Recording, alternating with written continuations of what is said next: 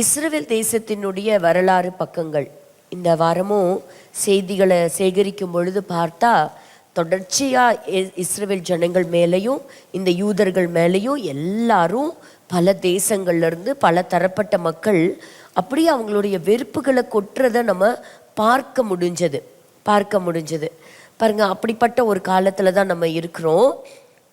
உதாரணமாக பார்த்தீங்கன்னா, சுற்றி இருக்கக்கூடிய ஜனங்கள் எல்லாருமே இஸ்ரவேலை ஒரு த்ரெட்டாக பார்க்குறாங்க, ஒரு அச்சுறுத்தக்கூடிய ஒரு ஜனமாக பார்க்குறாங்க. அது இன்னைக்கு நேற்று தொடங்கினது இல்லை.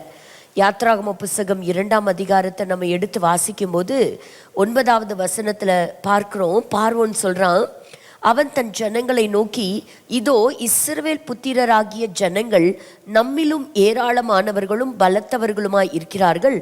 அவர்கள் பெருகாதபடிக்கு ஒரு யுத்தம் உண்டானால் அவர்களும் நம்முடைய பகைஞரோட கூடி நமக்கு விரோதமாக யுத்தம் பண்ணி தேசத்தை விட்டு புறப்பட்டு போகாதபடிக்கும் நாம் அவர்களை குறித்து ஒரு உபாயம் பண்ண வேண்டும் என்றான். அப்போ அன்னைக்கு இஸ்ரவேல் தேசத்தில் பார்க்கும் பொழுது ஏதோ அடிமைகளாக வந்தவங்க இல்லைன்னா புறஜாதி மக்கள் வெறும் இஸ்ரவேலர்கள் மட்டும் கிடையாது. இதை எங்கே உறுதி செய்யலாம் அப்படின்னா, இஸ்ரவேலர்கள் எகிப்து தேசத்தை விட்டு ஆண்டவருடைய வார்த்தை வந்த பிறகு மோசேயுடைய தலைமையின் கீழே தேசத்தை விட்டு புறப்பட்டு போனாங்க. புறப்படும் போது அவங்க கூட அந்நியர்களும் போனாங்க, கொஞ்சம் மற்ற ஜாதியாரும் போனாங்க, வசனம் சொல்லுகிறது. அப்போ நம்ம பார்க்குறோம், அந்த தேசத்தில் இஸ்ரவேலர்கள் மட்டும் இல்லை, எகிப்தியர் அல்லாத சில மக்கள் இருந்திருக்கிறாங்க. ஆனால் மற்றவர்களை இந்த எகிப்தியர்கள் தங்களுக்கு ஒரு அச்சுறுத்தக்கூடிய ஒரு த்ரெட்டாக பார்க்கல. ஆனால் பைபிளில் பார்க்குறோம், இந்த இஸ்ரவேலர்களை மாத்திரம் ஒரு த்ரெட்டாக பார்க்குறாங்க.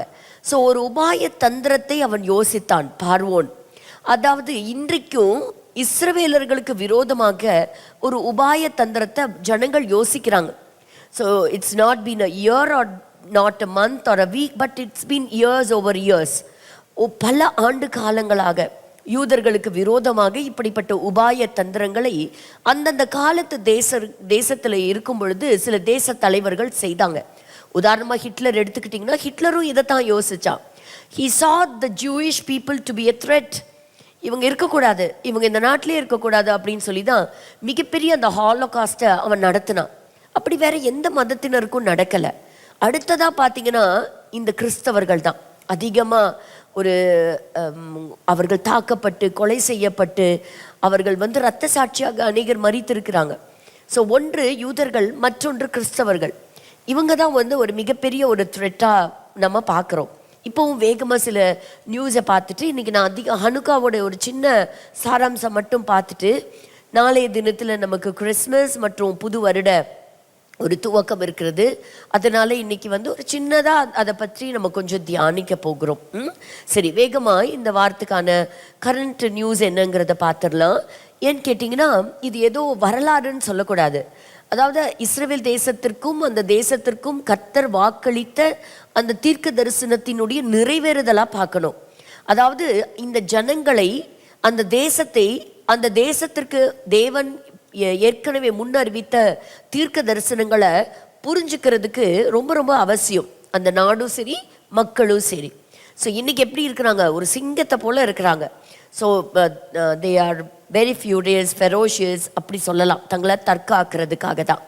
ஏன்னா அந்த அளவுக்கு அவங்க என்ன செஞ்சிட்டாங்க, அடிபட்டுட்டாங்க. அப்போ இங்கே பார்க்குறோம், இந்த வாரம் கரெக்டாக ஒரு வாரம் ஆக போகுது. ஆஸ்திரேலியாவில் இருக்கக்கூடிய அந்த தாக்குதல், அந்த பீச்சில், அந்த பாண்டே பீச்சில் சிட்னியில் யூதர்கள் தாக்கப்பட்டு அவர்கள் கொலை செய்யப்பட்டாங்க. 15 பேர் அந்த இடத்துலையே மரித்து போனாங்க.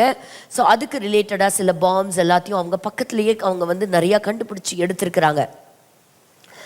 அடுத்தது பார்த்தீங்கன்னா, மறுபடியும் நிறையா இன்வெஸ்டிகேஷன்ஸ் எல்லாம் நடந்திருந்தாலும் சில இடங்களில் இந்த ஹனுக்கா பண்டிகை தடை செய்யப்பட்டிருக்கிறது. பாண்டை பீச்லையும் பார்க்கும்பொழுது ஆஸ்திரேலியாவை சேர்ந்த பிரைம் மினிஸ்டர் ஆண்டனி ஆல்பனீஸ் அவர் விசிட் பண்ணதை பார்க்குறோம். இன்னைக்கு இவ்வளோ பெரிய ஒரு த்ரெட் நடந்திருக்குது, இவ்வளோ பெரிய ஒரு பயங்கரவாத தாக்குதல் நடந்திருக்குது. ஸோ என்ன நினைக்கிறாங்கன்னா, it's a very shameful act. இது ஏற்கனவே எத்தனையோ ஒரு வார்னிங் கொடுத்துருந்து கூட இப்படி ஒரு காரியத்தை நம்ம தடுத்திருக்கலாம் அப்படிங்கிறத தான் நிறைய பேர் சொல்றாங்க. இவர் சொல்றதை கேளுங்க. ஒரு சிட்னியில் இருக்கக்கூடிய அடுத்த ஒரு புது வகையான த்ரெட் இந்த இஸ்ரவேலர்களுக்கு அகெயின்ஸ்டா என்ன சொல்றாங்க, இங்க பக்கத்துல எழுதி இருக்கிறதே தான் அவரும் சொல்றாரு. பாத்தீங்கன்னா ஒருவேளை இந்த வால்யூம் தான் கேளுங்க. அவர் சொல்றாரு, நீங்க you keep yourself away, நீங்க வராதீங்கன்னு சொல்றாங்க. எப்படி எங்க இருந்தெல்லாம் Palestine, Afghanistan, Syria, Iraq, Lebanon, Libya, Algeria, Bosnia, Somalia, இங்கெல்லாம் என்ன செய்யுங்க, you stay out of Asia, ஏஷியாக்குள்ள வர வேண்டாம், இதெல்லாம் எங்களுடைய நாடு அப்படின்னு சொல்லி இன்னைக்கு யூதர்களுக்கு விரோதமா ஒரு கூக்குரல். இன்னைக்கு சாதாரண மனிதர்களும் இப்படிப்பட்ட வீடியோக்களை வெளியிடுறத பார்க்க ஆரம்பிச்சிருக்கிறோம். ஸோ எந்த அளவுக்கு ஒரு த்ரெட் இருக்குங்கிறத பாருங்க. இது வந்து நியூயார்க்கில் இருக்கக்கூடிய அடுத்த ஆன்டை செமெட்டிக் அட்டாக். அதனால தான் எல்லா இடத்துலையும் சொல்கிறாங்க, இங்கே உலகம் எங்கும் சிதறி இருக்கிற யூதர்களே நீங்கள் உங்களுடைய நாட்டுக்கு நீங்கள் திரும்புங்க அப்படின்னு சொல்லக்கூடிய அழைப்பு அவங்க கொடுக்கறத நம்ம பார்க்குறோம். ஸோ அவங்கள சபிக்கிறாங்க, அவங்கள குறித்து அவதூறான சொற்களை அவங்க மேலே தீப்பந்தத்தை போல தூவி விடுறாங்க. இப்படி எல்லா நாடுகளையுமே நடக்குது. ஆஸ்திரேலியன் போலீஸை பார்த்தீங்கன்னா மறுபடியும் இன்னொரு ஜிஹாதிஸ் அட்டாக் அந்த இடத்துல அவங்க பார்க்குறாங்க, அதை அரெஸ்ட் பண்ணியிருக்கிறாங்க. சிலர் வந்து இதற்கான சில அடுத்த ஒரு ஸ்டெப் நடவடிக்கை எடுத்திருக்கிறதையும் கண்டுபிடிச்சிருக்கிறாங்க. இந்த மாதிரி தொடர்ந்து சிலர் 5 பேர் உட்பட்ட ஒரு சின்ன குழுவினரையும் அட்டாக் செய்திருக்கிறத நம்ம பார்க்குறோம். So 5 men were arrested in the footpath of George Street, Liverpool. Australia, France, Germany இவங்க எல்லாருமே வந்து இப்படி ஒரு தாக்குதலுக்கு பிறகு அவங்களுடைய புது வருட கொண்டாட்டத்தை அவர்கள் தடை செய்திருக்கிறார்களாம். இப்போ நம்ம போன வாரம் பார்த்தோம், அதில் வந்து அகமது ஒரு ஹீரோயிக்கா ஒரு ஆக்ஷன் ஒன்று பண்ணியிருக்கிறாரு. ஸோ அவர் வந்து அந்த இடத்துல அதை தடுத்து நிறுத்தியிருக்கிறாரு. மேற்கொண்டு அந்த பயங்கரவாதி துப்பாக்கி எடுத்து மேற்கொண்டு சுடாதபடிக்கு அவர் தைரியமாக அந்த இடத்துல தன்னுடைய உயிரையும் துச்சமாய் வைத்து அதை தடுத்திருக்கிறாரு. பட் அதே சமயத்தில் இன்னொரு பிக்சர் வெளியிடப்பட்டிருக்குது. அதில் பார்த்தீங்கன்னா ஒரு இளைஞர் ஓடி வருவதை போல.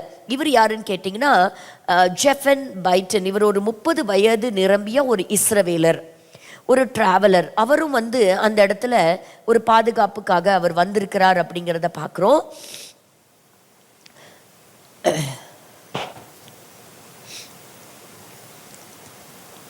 இது ஒரு அழகான ஒரு போஸ்ட். இந்த போஸ்ட்டை நான் பார்க்கும் பொழுது நான் நினச்சேன் ஐ குட் ஷேர் சம்திங். இப்போ பார்த்தீங்கன்னா இந்த ஆயுதத்தை ஒருவருடைய கைகளுக்கு போகும்போது ஒருவர் என்ன செய்கிறாரு, அந்த ஆயுதத்தை எடுத்து கொண்டு போய் அதை ஒரு மரத்துக்கடியில் வச்சுட்டாரு. இப்போ 2 பேர்த்து கையில் அந்த ஆயுதம் இருந்தது. ஒன்று அந்த பயங்கரவாதி கையிலையும் இருந்துச்சு. மற்றொரு நபர் யாருன்னு கேட்டிங்கன்னா அந்த பயங்கரவாதத்தை தடுத்த முயற்சி எடுத்த அகமதுடைய கைகள்லையும் அந்த ஆயுதம் இருந்தது. அகமத் கையில் அந்த ஆயுதம் வந்த பொழுது அவர் நினைச்சிருந்தா அப்பவே அந்த பயங்கரவாதியை சுட்டு தள்ளி இருக்கலாம். ஆனா அதை அவர் செய்யவே இல்லை. அவர் என்ன செஞ்சாரு, தன்னுடைய பாதுகாப்புக்காக மட்டும் அந்த துப்பாக்கியை பயன்படுத்திட்டு அங்க வந்த அந்த பயங்கரவாதியை கொஞ்சம் பயமுறுத்தி சரண்டராக செஞ்சாரு. ஆனா என்ன நடந்தது தெரியுமா, அதுக்குள்ள இன்னொரு பயங்கரவாதி அவரை பார்த்து சுட்டான். அவரை பார்த்து அடுத்த ஒரு கன் ஷாட் நடந்துச்சு. இப்போ இதெல்லாம் பார்க்கும் பொழுது ஆயுதம் யார் கைகளில் இருக்குங்கிறது இல்லை. பட் இதுக்காக இப்போ ஆஸ்திரேலியா என்ன முயற்சி என்ன நடவடிக்கை எடுக்கிறாங்களாம், அதாவது கன் வைத்திருக்கிறவங்களுக்கெல்லாம் சில சட்ட திட்டங்களை கடுமையான சட்டங்களை கொண்டு வரணும் அப்படின்னு. கடுமையான சட்டங்கள் அல்ல, எப்படிப்பட்ட மனிதர்கள் அந்த ஆயுதங்களை பயன்படுத்துகிறார்கள் அப்படிங்கிறது ரொம்பவே முக்கியம். அதை பற்றி சொல்லப்பட்ட ஒரு அருமையான பதிவை நான் படித்தேன். So I thought I would share it with you. So Trump வந்து சிலர்லாம் வந்து அமெரிக்க தேசத்திற்குள்ளே வர வேண்டாம் அப்படிங்கிறத பேன் பண்ணியிருக்கிறாரு. ஸோ பாலஸ்தீனியன் அத்தாரிட்டி கிட்ட இருக்கக்கூடிய passport holders. So I will always be a friend and a champion to the Jewish people. ஒன்று சொல்கிறேன், உன்னை ஆசீர்வதிக்கிறவர்களை நான் ஆசீர்வதிப்பேன். இஸ்ரேல் தேசத்திற்காக நம்ம தினம் ஜெபிக்கணும், இஸ்ரேல் மக்களை ஆசீர்வதிக்கணும். ஏன்னா அவங்கள ஆசீர்வதிக்கும் போது ஆண்டவர் நம்மை ஆசீர்வதிப்பேன்னு சொல்லிட்டுறார். இயேசுவை நமக்கு பிடிக்கும்னு சொல்கிறோம். இயேசுவும் ஒரு யூதனாக தங்க பிறந்தாரு. அவர் பிறப்பார் அப்படிங்கிறத முன்னறிவித்ததும் ஒரு யூதனா இருந்த ஒரு தீர்க்கதரிசி தான். சரிங்களா, யூதனா இருந்த ஒரு தீர்க்கதரிசி தான். அதை நமக்கு எழுதி கொடுத்துருக்கிறது யாரு தெரியுமா, ஒரு யூதனா இருந்த இயேசு கிறிஸ்துவனுடைய சீஷன் தான். ஸோ ஜீசஸ் லவ்ஸ் தி ஜூயிஷ் பீப்புள். ஜீசஸ் தன்னுடைய ஜனங்களை நேசிக்கிறார், அவர்களை தெரிந்து கொண்டார். ஆபிரகாமினுடைய இரத்த சம்பந்தப்பட்ட உறவு அவர்கள். அப்போ இயேசுவை நேசிக்கிறோம், ஆனா இஸ்ரவேலர்களை பத்தியும் நமக்கு தெரியாது, அங்க இருக்கக்கூடிய மக்களை பத்தியும் எனக்கு கரிசனை இல்லைன்னு சொன்னா எப்படி? இல்லையா? அவர் நேசிக்கிறாரே, அப்போ அவர்களும் ஆண்டவரை அறிந்து கொள்ளணும். இன்னும் அவங்க மேசியாவை அறிந்து கொள்வதற்கு இன்னும் அவங்களுடைய கண்கள் திறக்கப்படலை. அதற்காக நம்ம ஜெபிக்கணும். அந்த கடின இருதயம் மாற நம்ம ஜெபிக்கலாம், அந்த ஜனங்களை நம்ம நேசிக்கலாம். இதுவரைக்கும் அவர்கள் எந்த ஒரு ஜனத்திற்கும் அவங்க ஒரு பாதிப்பா, ஒரு பயங்கரவாதமாவோ, ஒரு த்ரெட்டாவோ இருந்ததில்லை. ஒரு செய்தி சொல்ல முடியுமா? அவங்கனால நமக்கு ஆசீர்வாதம் தாங்க கிடைச்சிருக்கு. பலவிதமான கண்டுபிடிப்புகள் யூதர்கள் வழியாக தான் இன்னைக்கு வந்திருக்கு. நான் சொல்லுவேன், தானியேல் தீர்க்கதரிசன புத்தகத்தின் கடைசி நாட்கள்ல அறிவும் பெருகும், ஸ்பீடும் பெருகும்னு எழுதப்பட்டிருக்கு. இந்த ஸ்பீடும் அறிவும் அதிக அளவுல பெருகுனது எப்ப தெரியுமா? இஸ்ரேல்னு ஒரு நாடு உருவானதுக்கு பிறகுதான் ஆண்டவர் இந்த கடைசி நாட்கள்ல சில காரியங்களை வேகமாய் செய்து கொண்டிருக்கிறார். தன்னுடைய ஜனத்தை கட்டி கொண்டிருக்கிறார். தீர்க்க தரிசனங்கள் வேகமாய் நிறைவேறுகிறது. அப்போ இப்படி ஒரு வெறுப்பா அள்ளி தூவக்கூடிய இந்த நேரத்துல ட்ரம்ப் அவர்கள் தன்னுடைய ஆதரவை தெரிவிச்சிருப்பது ரொம்பவே சந்தோஷமா இருக்குது. பட் அதே சமயத்துல என்ன சொல்றாங்க, அங்க இருக்கக்கூடிய காங்கிரஸ் இப்ப வர வர சுற்றி இருக்கக்கூடிய ஏராளமான பகுதிகள் இஸ்ரவேலர்களுக்கு விரோதமாக இருக்குது அப்படிங்கிறத பார்க்குறோம். ஸோ இஸ்லாமிக் டெரரிசம் அப்படிங்கிறது ஏதோ மற்ற நாடுகள் மட்டும் இல்லைங்க, அமெரிக்கா தேசத்துலேயும் துவங்க ஆரம்பிச்சிருச்சு. MIT ஒரு நியூக்ளியர் சயின்ஸ் ப்ரொஃபஸர், அவரும் ஒரு யூதன் தான். இவரை பாருங்க, ரொம்ப க்ளோஸ் ஷாட்ல அவர் வீட்டில் இருக்கும்போது அவரை ஷூட் பண்ணியிருக்கிறாங்க, அவரை கொலை செய்திருக்கிறாங்க. ஒரு அருமையான ஒரு அறிவாளின்னு சொல்லலாம், வைஸ் இன்டெலிஜென்ட் சயின்டிஸ்ட். அவங்கெல்லாம் நம்மளுடைய எதிர்காலங்களுக்கு எவ்வளோ பெரிய சொத்து இல்லையா? எப்படி ஒரு பகை பாருங்க, ஒரு விரோதம், அதெல்லாம் பார்க்கல. அவன் ஒரு யூதனா, அவனை கொன்று. அப்போ அந்த அளவுக்கு இன்னைக்கு ஆன்டாய் செமிட்டிசம் ஒரு க்ரோ ஆயிட்டு இருக்கு அப்படிங்கிறத பார்க்குறோம். ஸோ ரினவுண்ட் சயின்டிஸ்ட்டை பார்க்குறோம். ட்ரம்ப் அவர்கள் மீண்டும் 2028 எலெக்ஷன்ஸில் திரும்ப வருவாரா? ஏற்கனவே அவர் ஒரு தடவை பிரசிடெண்ட்டாக இருந்தார், நடுவில் ஒரு பிரேக், அதற்கப்புறமா மீண்டுமாக பிரசிடெண்ட்டாக வந்திருக்கிறாரு. இனி வரக்கூடிய வாய்ப்புகள் இருக்குமா அப்படிங்கிறதெல்லாம் ஆலோசிச்சுட்டு கேட்டிருப்பாங்க போல. சிரியா மேலே இருக்கக்கூடிய சாங்ஷன்ஸ் எல்லாத்தையும் அவங்க இம்போஸ் பண்ண எல்லா சாங்ஷன்ஸையும் அவங்க லிஃப்ட் பண்ணுறாங்க அப்படிங்கிறதையும் சொல்லியிருக்கிறாங்க. சில ICC இன்டர்நேஷ்னல் கிரிமினல் கோர்ட் சம்பந்தப்பட்ட 2 கிரிமினல் கோர்ட் ஜட்ஜஸ் என்கேஜ் இருக்கிற ஆக்ஷன்ஸ், இஸ்ரேலுக்கு எதிராக இருக்கக்கூடியவர்களை கண்டித்திருக்கிறாங்க. அவர்களை 2 ஜட்ஜஸ் மேலே ஒரு காரியத்தை அமல்படுத்தி இருக்கிறாங்க. ஸோ இதை அவர் சொல்கிறது தான். சிலர் அவரை பார்க்க வரும்போது இவங்களும் என்னுடைய நண்பர் தான், இஸ்ரேலும் என்னுடைய நண்பர் தான், இஸ்ரேல் தேசத்தை யார் தாக்க நினைச்சாலும் நாங்கள் விட மாட்டோம் அப்படின்னு சொல்லியிருக்கிறாங்க. சிரியா நாட்டில் இருக்கிற ISIS தீவிரவாதிகளை ரொம்ப குறிவைத்தே அவர்கள் தாக்குதல் நடத்தியிருக்கு அமெரிக்கா. சமீபத்தில் அவங்க மேலே ஒரு தாக்குதல் நடத்தினாங்க இல்லையா? அப்போ அதற்கு பதில் தாக்குதல் நடத்தியிருக்கிறாங்க. அதுக்குரிய ஃபூட்டேஜும் ரிலீஸ் பண்ணியிருக்கிறாங்க. ஸோ ஏராளமான ஃபைட்டர் ஜெட்ஸ் எல்லாமே கிளம்பி போகிறத பார்க்குறோம். There was a massive strike against Islamic terrorist in Syria. இப்போ தான் நம்ம ரீசெண்டாக பார்த்தோம், சீரியாவில் இருக்கக்கூடிய அந்த தலைவர் போய் ட்ரம்ப் அவர்களை சந்தித்தது. பட் அதே சமயத்தில் அவர்களுடைய மிலிட்ரி பீப்புளும் தாக்கப்பட்டு கொலை செய்யப்பட்டிருக்கிறாங்க. ஒரு பதில் தாக்குதல் பயங்கரமான விதத்தில் அவங்க இன் ரிட்டர்ன் அவங்க நடத்தியிருக்கிறாங்க. ட்ரம்ப் பாருங்க, அடுத்த ஒரு புதிய வகையான கடல் படைக்கு பிரயோஜனப்படக்கூடிய ஒரு புது பேட்டில் ஷிப், அடுத்த தலைமுறை, அடுத்த சந்ததியார் பண்ண போகிற ஒரு ஆயுதமாக இருக்கக்கூடிய ஒரு பெரிய ஒரு வெசலில் அவர் இது பண்ணியிருக்கிறாரு, அதை ரிலீஸ் பண்ணியிருக்கிறாரு. He's inaugurated that. அதாவது இனி வரக்கூடிய நாட்களில் கடலை நாங்கள் என்ன செய்ய போகிறோம், ஆளுகைக்குள்ளே கொண்டு வரப்போகிறோம். இப்போ ஹூத்தீஸ் என்ன பண்ணாங்க, அந்த கடற்கரை ஓரமாய் அந்த கடல் வழியாக வரக்கூடிய பல கப்பல்கள் அவங்க நிறுத்துறதும் தாக்குதல் நடத்துறதும் கொஞ்ச நாட்கள் அவங்க செய்துட்டு இருந்தாங்கல்ல. So he says we will take superiority at the sky. So Israel தேசம் ஒரு சின்ன நாடு, 77 வருஷம் 7 மாதம் அவங்களுடைய மாதத்தின் படியாக நம்ம பார்க்குறோம். இன்னும் கொஞ்ச நாட்கள். ஆனால் இந்த 77 வருஷத்தில் இஸ்ரேல் சந்திக்காத போராட்டங்களே இல்லை, யுத்தங்களே இல்லைன்னு சொல்லலாம். ஆனாலும் உங்களுக்கு தெரியுமா, சந்தோஷமான நாடு அப்படின்னு பட்டியல் வெளியிட்டதில் 3வது இடத்தை இஸ்ரேல் பிடிச்சிருக்கு. தொடர்ந்து யுத்தத்தில் தான் இருக்கு. ஆனாலும் இந்த யுத்தத்தை என்ன அழகா அவங்க ஹேண்டில் பண்ணியிருக்கிறாங்க பாருங்க.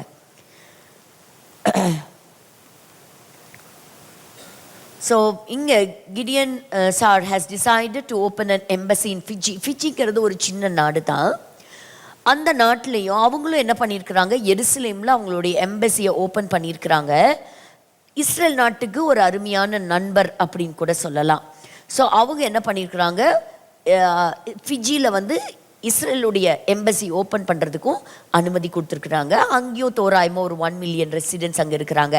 நம்ம எல்லாருக்குமே தெரியும், உலகத்திலேயே ஒரே ஒரு நாடு தான் அயன் டோம் சுற்றி ஆண்டவர் சொல்கிறார்ல, சிறகுகளை விரித்து பறந்து காக்கும் பட்சியை போல கர்த்தர் அந்த தேசத்தை என்ன செய்கிறாராம், பாதுகாத்து வருகிறார். அந்த அயன் டோமும் அப்படிதான். அப்படி அந்த தேசத்தை என்ன செய்து வான் வழியாக வரக்கூடிய தாக்குதலை வானத்திலேயே கண்டறிந்து வானத்திலேயே அழிக்கக்கூடிய சக்தி வாய்ந்த ஆயுதங்கள் இருக்குது. அதில் ரொம்ப பவர்ஃபுல்லாக ஆக்ட் பண்ணுறது எதுங்க, அயன் டோம் தான். அயன்டோம். இப்போ அதை வந்து இன்னும் என்ன பண்ணியிருக்கிறாங்கன்னா, இன்னும் புது விதமாக டெக்னாலஜி யூஸ் பண்ணி அது இம்ப்ரூவைஸ் பண்ணியிருக்கிறாங்க அப்படின்னு கூட சொல்லியிருக்கிறாங்க. ஸோ வரக்கூடிய நாட்களை ஏன்னு கேட்டிங்கன்னா, இதெல்லாம் அவங்க ரெடி பண்ணி தான் ஆகணும். Because they cannot solely depend on America. ஒரு நாள் வரும், அமெரிக்காவும் கைவிரிக்கிற நாட்கள் வரும். அப்படி உதவி செய்யலான்னு சில மனிதர்கள் எழும்பினாலும், அதிகாரிகள் எழும்பினாலும், அவங்களால உதவி முடியாத ஒரு இடத்திற்குள்ள அவங்க வந்துருவாங்க. நெத்தன்யாஹு அவர்கள் சொல்றதை கேட்கலாமா? இந்த வால்யூம் கொடுங்க.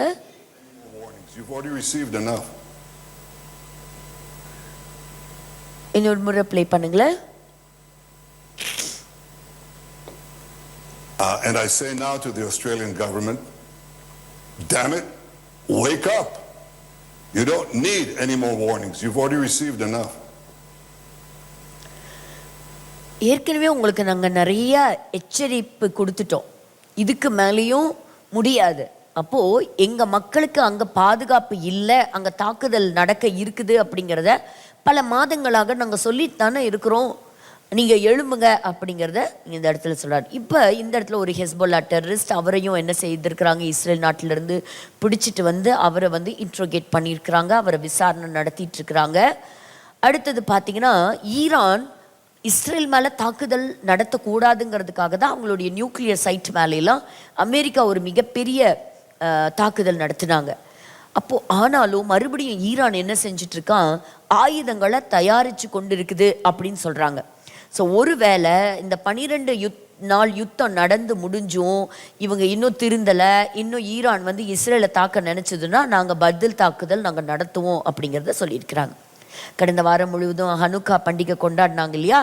ஸோ இங்கே மேன்ஹாட்டன் பகுதியில் எம்பையர் ஸ்டேட் பில்டிங், அந்த உயரமான கட்டிடத்தில் இஸ்ரேல் நாட்டினுடைய கொடியை அவங்க அழகாக ரொம்ப லைட்டன் பண்ணி அந்த இடத்துல ஹனுக்கா ஃபெஸ்டிவலை செலிப்ரேட் பண்ணியிருக்கிறத போட்டிருக்கிறாங்க. ஹாலோகாஸ்ட் அப்படின்னா அன்னைக்கு நடக்கும்போது வந்து ஒரு ரொம்ப மனவேதனைக்குரிய ஒரு காரியமாக இருந்தது. 60 லட்சம் யூதர்கள் கொலை செய்யப்பட்டாங்கன்னு. ஆனால் இன்னைக்கு அதை பலர் வந்து கிரிட்டிசைஸ் பண்ணுறது, கிண்டல் கேலி பண்ணுறது, இதனால தான்ப்பா இவங்களெல்லாம் வந்து கொன்னாங்கங்கிறது, அவங்க மேலே அவதூறு சொற்கள் பண்ணுறது, அதெல்லாம் நம்ம செய்யவே கூடாது. அதை முக்கியமாக கிறிஸ்தவர்கள் செய்யவே கூடாது. அப்போ இன்னைக்கு பாருங்க, இஸ்ரேல் வந்து ஒரு மாடர்ன் ஸ்டேட், ஆனாலும் இன்னைக்கும் அதே வகையான ஆன்டை செமிட்டிசம் தான் அவங்களும் சந்திக்கிறாங்க. இதை தான் சமீபத்தில் மரித்து போன சார்லி கர்க்கும் என்ன சொன்னார்னா, அவர்களுடைய மூளை எப்படி இருக்கான், பாதிக்கப்பட்டு இருக்கு அப்படிங்கிறத சொல்கிறாங்க. பிரைம் மினிஸ்டர் நெத்தன்யாஹு சொல்லக்கூடியது என்னென்னா, இஸ்ரேல் கிரீட்ஸ் சீப்ரு தீவு, சைப்ரஸ். ஸோ இதில் வந்து எங்களுடைய உறவை இன்னும் பலப்படுத்த போகிறோம், இன்னும் நாங்கள் இணைந்து நாங்கள் இன்னும் எங்களுடைய ட்ரேடை வந்து இன்க்ரீஸ் பண்ண போகிறோம் அப்படிங்கிறதெல்லாம் அவர் வந்து சொல்லியிருக்கிறாரு. ஸோ இந்த இடத்துல இஸ்ரேல் டிஃபென்ஸ் மினிஸ்டர் என்ன சொல்லியிருக்கிறாருன்னா, சீரியாவிலிருந்து நாங்கள் 1 இன்ச் கூட நகர மாட்டோம், கோலான் ஹைட்ஸை நாங்கள் கைப்பற்றி இருக்கிறோம், அதே போல் நாங்கள் விடவே மாட்டோம், நார்தன் காசாலையும் எங்களுடைய மக்களை நாங்கள் கொண்டு போய் என்ன செய்ய போகிறோம், குடியமர்த்த போகிறோம் அப்படின்னு. இஸ்ரேலுடைய வெளித்துறை அமைச்சர் சார் அவர் என்ன சொல்லியிருக்காருன்னா, உலகம் முழுவதும் இருக்கக்கூடிய யூதர்களே, லண்டனா இருக்கலாம், பிரான்ஸா இருக்கலாம், Australia, Canada, Belgium, America, New York, இங்க இருக்கிறவங்கெல்லாம் நீங்க உடனே என்ன செய்யுங்க, you please immigrate to Israel. Israel நாட்டுக்கு நீங்க திரும்புங்க. ஏன்னா உங்களுக்கான பாதுகாப்பான தேசங்கள் அது இனிமேல் இருக்க போறது இல்லை.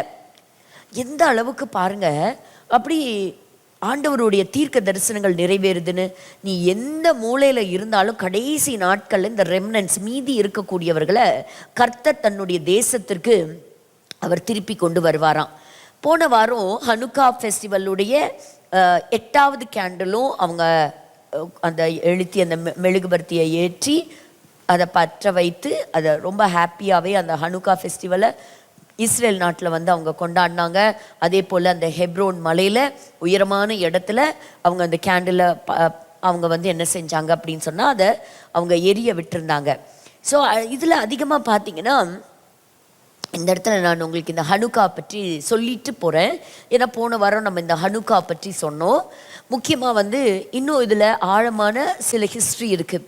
சிலர் வந்து ரொம்ப ஒருத்தங்க அழகாக சொன்னீங்க, நல்லா சொன்னீங்க.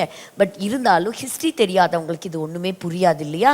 வெளிப்படுத்தின விசேஷமாக இருக்கட்டும், தானியலாக இருக்கட்டும், கம்பேர் பண்ணி ஒரு ஸ்டடி பண்ணவங்களுக்கு இது ஈஸியாக புரியும். அதனால் கொஞ்சம் ஸ்லோவாகவும் என்ன பண்ணலாம், இதை வந்து இந்த ஹிஸ்ட்ரியை வந்து கொஞ்சம் நீங்கள் எலாபரேட் பண்ணி சொன்னால், டீட்டெயில்டாக சொன்னால் இது இன்னும் கூட பிரயோஜனமாக இருக்குமே அப்படின்னு சொன்னாங்க. அதற்கான நான் வேலையை செய்துட்டு நான் வந்து உங்களுக்கு கட்டாயம் சொல்கிறேன். பட் இன்றைக்கி நான் உங்களுக்கு புரிகிற மாதிரி ஒரு சின்ன விஷயத்தை மட்டும் நான் அந்த ஹனுக்கா ஃபெஸ்டிவலுடைய இதை வந்து நான் ஃபஸ்ட்டு சொல்லிவிட்டு அதற்கப்புறம் ஏசு கிறிஸ்துவினுடைய பிறப்பை பற்றி நம்ம பார்க்கலாம். So 8th candle and it is the last candle. Hezbollah வந்து பிரிட்டிஷ் மேலே ஒரு அட்டாக் நடத்தியிருக்காங்களாங்கிறது அடுத்த ஒரு கேள்விக்குறி. ஹெஸ்போலா தாக்குதல் நடத்தி இருக்கிறாங்க. ஹெஸ்போலா மேலே தாக்குதல் நடத்தப்பட்டு வருகிறது. இந்த இடத்துல எகிப்து நாட்டின் பிரைம் மினிஸ்டர் பெய்ரூட் வருவார் அப்படின்னு சொல்லி எதிர்பார்க்கப்படுகிறது. அந்த இடத்துல வந்து என்ன சொல்லப்படுகிறது அப்படின்னா, ஹெஸ்போலா தீவிரவாதிகள், பயங்கரவாதிகள் அவங்களுடைய ஆயுதங்களை கீழே போடணும், இல்லைன்னா சரண்டர் ஆகணும் அப்படிங்கிறது அவங்க சொல்ல போகிறாங்க. இல்லைன்னா அவங்களுக்கு கிடைக்கிற எந்த ஆதரவும் அவங்களுக்கு கிடைக்காது. ஓமர் அப்படின்னு சொல்லக்கூடிய ஒரு பணைய கைதி, அதாவது அக்டோபர் 7, 2023 அந்த மியூசிக் ஃபெஸ்டிவலுக்கு இவர் போயிருக்கிறாரு. அந்த இடத்துல நடந்த தாக்குதலில் இவரும் பிணை கைதியாக பிடிக்கப்பட்டு போயிட்டு கிட்டத்தட்ட பல நாட்கள் அந்த டஞ்சன்ஸில், அந்த அண்டர் கிரவுண்டு டன்னல்ல இருந்து வெளியே வந்தவர் சொல்லுகிறது என்ன தெரியுமா, அப்படியெல்லாம் இருந்து வந்தால் நம்ம என்ன சொல்லுவோன்னு தெரியல, நம்ம விசுவாசம் எப்படி இருக்குன்னு தெரியல. ஆனால் அவர் சொல்கிறாரு, நான் எல்லாவற்றுக்காகவும் நான் வந்து நன்றி செலுத்துகிறேன். எனக்கு வந்து அந்த இடத்துல இருந்து என்னுடைய விசுவாசம் ஆண்டவர் மேலே இருக்கக்கூடிய ஒரு பக்தி அதிகம்தான் ஆயிருக்கு அப்படின்னு அவர் சொல்கிறார். கிட்டத்தட்ட 500 நாட்கள் சாப்பாடு இல்லை, சரியான ஒரு வெளிச்சம் இல்லை, சூரிய வெளிச்சம் இல்லை, காற்று ஓட்டம் இல்லை, எப்போவுமே பயத்தில் இருக்கணும், இன்னைக்கு உயிரோடு இருக்கோம், நாளைக்கு இருப்போமா இருக்க மாட்டோமான்னு தெரியாது. அப்படிப்பட்ட சூழ்நிலையிலும் ஆண்டவர் பட்சமாய் இந்த தேசம் திரும்பி இருக்கு, இன்க்ளூடிங் த ஹாஸ்டேஜஸ் அப்படிங்கிறது ஒரு மிகப்பெரிய நல்ல செய்தி. ஸோ காசாவை பற்றி சொல்கிறாங்க. என்ன சொல்கிறாங்கன்னா, இந்த உலகத்துக்கு வந்து காசா மக்கள் ரொம்பவே கஷ்டப்படுறது போலவும், அதாவது இஸ்ரேல் அவங்கள கஷ்டப்படுத்துது, சாப்பாடு கொடுக்காம அந்த நாட்டை வந்து அடித்து தட்டுது அப்படின்லாம் சொல்கிறாங்க. அது என்னமோ அடிக்கிறதெல்லாம் உண்மைதான். ஆனால் அங்கே நடக்கிற விஷயம் என்ன அப்படின்னா, தீவிரவாதிகள் பொதுமக்களை தங்களுடைய ஆயுதங்களாக பயன்படுத்திக்கிட்டு, அடைக்கலமாக பயன்படுத்திக்கிட்டு, அவங்கள முன்னாடி நிறுத்திக்கிட்டு பயங்கரவாதிகள் அவங்களுக்கு பின்னாடி ஒளிஞ்சிக்கிறாங்க. ஸோ ஆனால் இப்போ சமீபத்தில் வந்த வீடியோஸ்லையும் பார்த்தா நிறைய ஏஐ ஜெனரேட்டட் வீடியோஸ் வந்திருக்கு. உதாரணமாக ஆஸ்திரேலியாவில் நடந்த தாக்குதலில் கூட ஒருவர் எழும்பி தன் மீது ஒரு சிவப்பு சாயத்தை பூசிக்கொள்வது போல சிலதை வந்து அவங்க பண்ணியிருக்கிறாங்க. ஸோ இந்த மாதிரியும் வெளியே வந்துட்டுருக்கு. காசாவில் பயங்கரமான ஒரு இயற்கை சேதங்கள் நடக்குதுன்னு சொல்லலாம். ஒன்று பார்த்தீங்கன்னா, யுத்தத்தினால பயங்கர டேமேஜ். நம்ம அந்த நாட்டுக்கு போகவோ அதை பார்க்கவோ வாய்ப்புகள் இருக்குமான்னு தெரியல. பட் இதெல்லாம் பார்க்கும் பொழுது அந்த தேசங்களுக்காக நம்ம ஜெபிக்கலாம். அவருடைய வருகை எவ்வளவு சமீபம் என்பதை நாம் இதை பார்த்து புரிந்து கொள்ளலாம். we are all waiting for the king to come. முதல் வருகையே இவ்வளோ சந்தோஷமாக கொண்டாடிட்டு இருக்கிறோமே, அதை நாளைக்கு இவ்வளோ ஆயத்தப்படுறோமே. But how many of us are getting ready for his second coming? அவருடைய வருகைக்காக காத்திருக்கிறவர்கள் எத்தனை பேர்? அதுதான் இன்னைக்கு இருக்கக்கூடிய மிக முக்கியமான கேள்வி. அவர் சொல்றாரு, அவர் வரும்பொழுது விசுவாசத்தை காண்பாரோ. விசுவாசத்தை காண்பாரோன்னு சொல்லும்போது சிலர் சொல்றாங்க, கொஞ்சம் பேர் இருப்பாங்கப்பா விசுவாசத்துல, நிறைய பேர் இருக்க மாட்டாங்களாம். விசுவாசத்தை காண்பாரோ அப்படின்னு சொன்னா அந்த கேள்வியுடைய ஆன்சர் என்ன தெரியுமா? ஜீரோன்னு அர்த்தம். ஸோ விசுவாசத்தை அவர் காணப்போவது இல்லை. இல்லைன்னா எப்படி சொல்லியிருக்கணும்? கொஞ்சம் பேர்த்துடைய விசுவாசத்தை அவர் காண்பார்னு எழுதியிருக்கலாம் இல்லையா? அப்போ அவர் அதற்கு முன்பாக சபை எடுத்துக்கொள்ளப்படும். நம்ம சபை எடுத்துக்கொள்ளப்படுவதற்கு நம்முடைய ராஜாவாகிய இயேசு கிறிஸ்துவை ராஜாவாக சந்திப்பதற்கு நம்ம ஆயத்தப்படணும். அவர் முதல் வருகை வரும்போது சகல ஜனங்களுக்கும் சந்தோஷமா இருந்தது.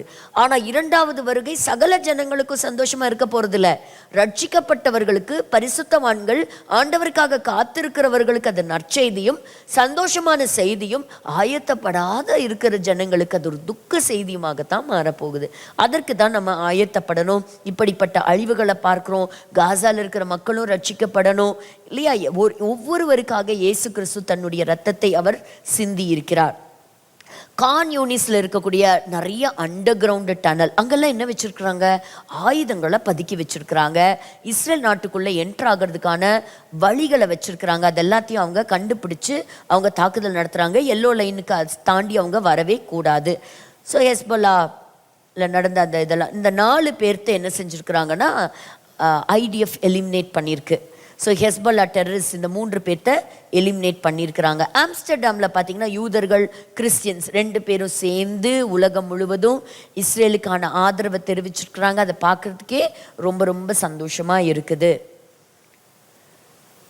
ஸோ எர்டோகன் புட்டின் கிட்ட சொல்லியிருக்கிறாரு, எங்களுடைய ஆயுதங்களை நீங்கள் திருப்பி கொடுங்க. ஸோ எந்த நாடு எந்த பக்கம் திரும்ப போகுது, அமெரிக்காவோட சப்போர்ட்டை யார் தேட போகிறாங்க நமக்கு ஒன்றும் தெரியல. அதே போல் நார்த் கேரோலினால ஒரு சின்ன ஒரு விபத்து, அந்த விபத்தில் மரித்து போயிருக்கிறாங்க.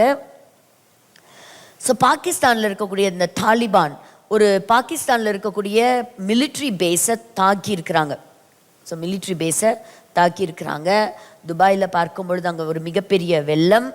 அடுத்தது அதே போல் இங்கே பார்க்கும் பொழுது 3 பேர் மரித்திருக்கிறாங்க. தைவான் திடீரென்று நடத்தப்பட்ட தாக்குதல். உலகம் முழுவதும் பார்க்கும் பொழுது ஒரு பாதுகாப்பு இல்லாத ஒரு சூழ்நிலை. இந்த டனல் பாருங்க, local Syrian security forces uncovered tunnel linking Iraq and Syria. எப்படி ஒரு நாட்டுக்கும் இன்னொரு நாட்டுக்கும் அண்டர் கிரவுண்ட்லேயே டனல் போட்டு போகிறாங்க பாருங்க. இதெல்லாம் எதுக்கு? ஆயுதங்களை ஸ்மகிள் பண்ணுறதுக்கு, ஸ்மக்லிங் கடத்துறதுக்கு. அதுக்கெல்லாம் நல்ல ஒரு பயங்கர தாக்குதல் நடத்தக்கூடிய ஆயுதங்களை என்ன செய்கிறாங்களாம், அவங்க அந்த பார்டர் தாண்டி அவங்க கொண்டு போகிறாங்க.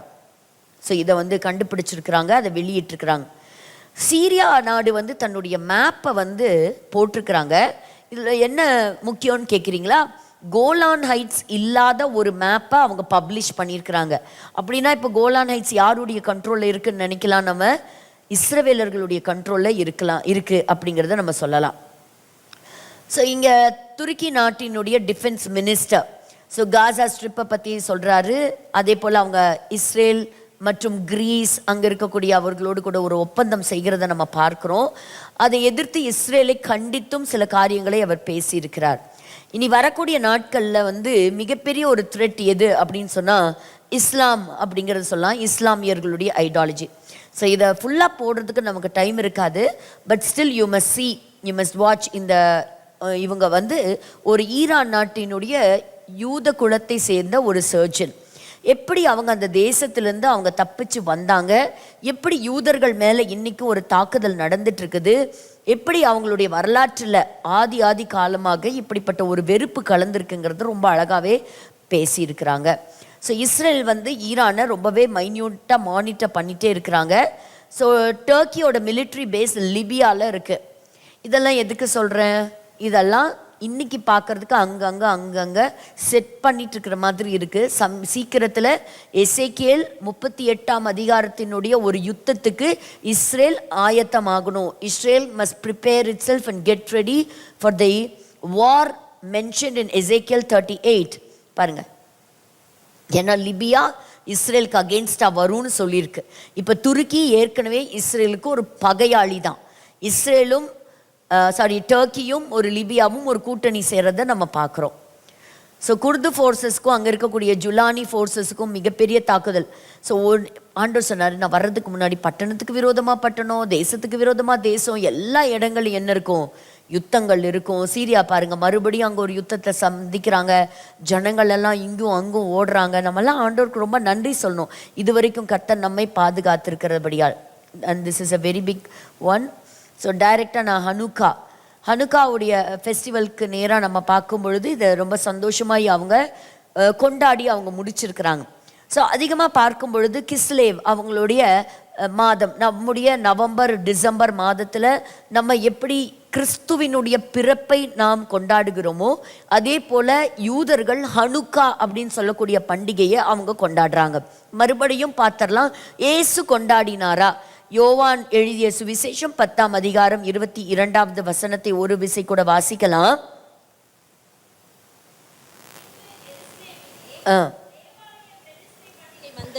தேவாலய பிரதிஷ்டை பண்டிகை வந்தது, மாரிக்காலமுமாய் இருந்தது.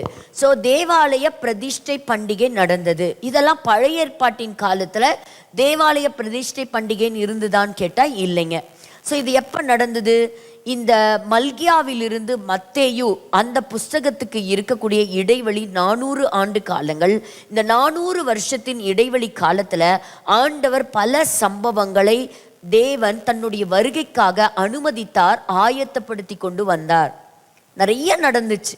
இதெல்லாம் இப்படி நடக்கும் அப்படிங்கிறத ஆண்டவர் முன்னறிவிக்கலையா?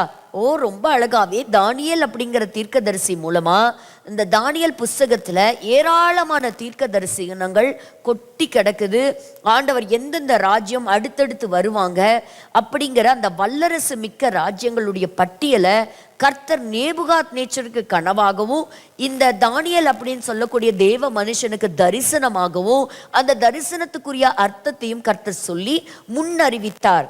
பின் நாட்களிலே பல ஆண்டு காலங்களுக்கு பிறகு நடக்கக்கூடிய சம்பவங்களை தானியேல் தன்னுடைய காலகட்டங்களிலே அவர் முன்னறிவித்தார்.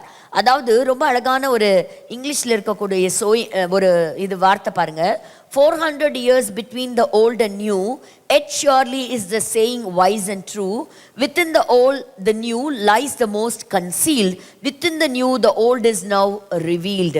இன்னொரு தடவை இந்த கடைசி 2 வார்த்தை நான் வாசிக்கிறேன். Within the old the new lies the most concealed அப்படின்னு அர்த்தம். பழைய ஏற்பாட்டிற்குள்ள இந்த புதிய ஏற்பாட்டின் காரியங்கள் மறைபொருளாக அடங்கி இருந்தது. இப்பொழுதோ இந்த புதிய ஏற்பாட்டிற்குள்ளாக பழைய ஏற்பாட்டில் சொல்லப்பட்ட எல்லாமே இன்றைக்கு வெளியரங்கமாக்கப்பட்டிருக்கிறது. The new is revealed. மறைக்கப்பட்டிருந்தது. பழைய ஏற்பாட்டில் கிறிஸ்துவுக்குரிய காரியங்கள் எல்லாம் மறைக்கப்பட்டதா இருந்தது. ஆனா புதிய ஏற்பாட்டிலோ அது எல்லாமே வெளியரங்கமாக்கப்பட்டிருக்கிறது. அப்போ நெகேமியா 12:22 வாசிக்கலாம். நெகேமியா 12:22.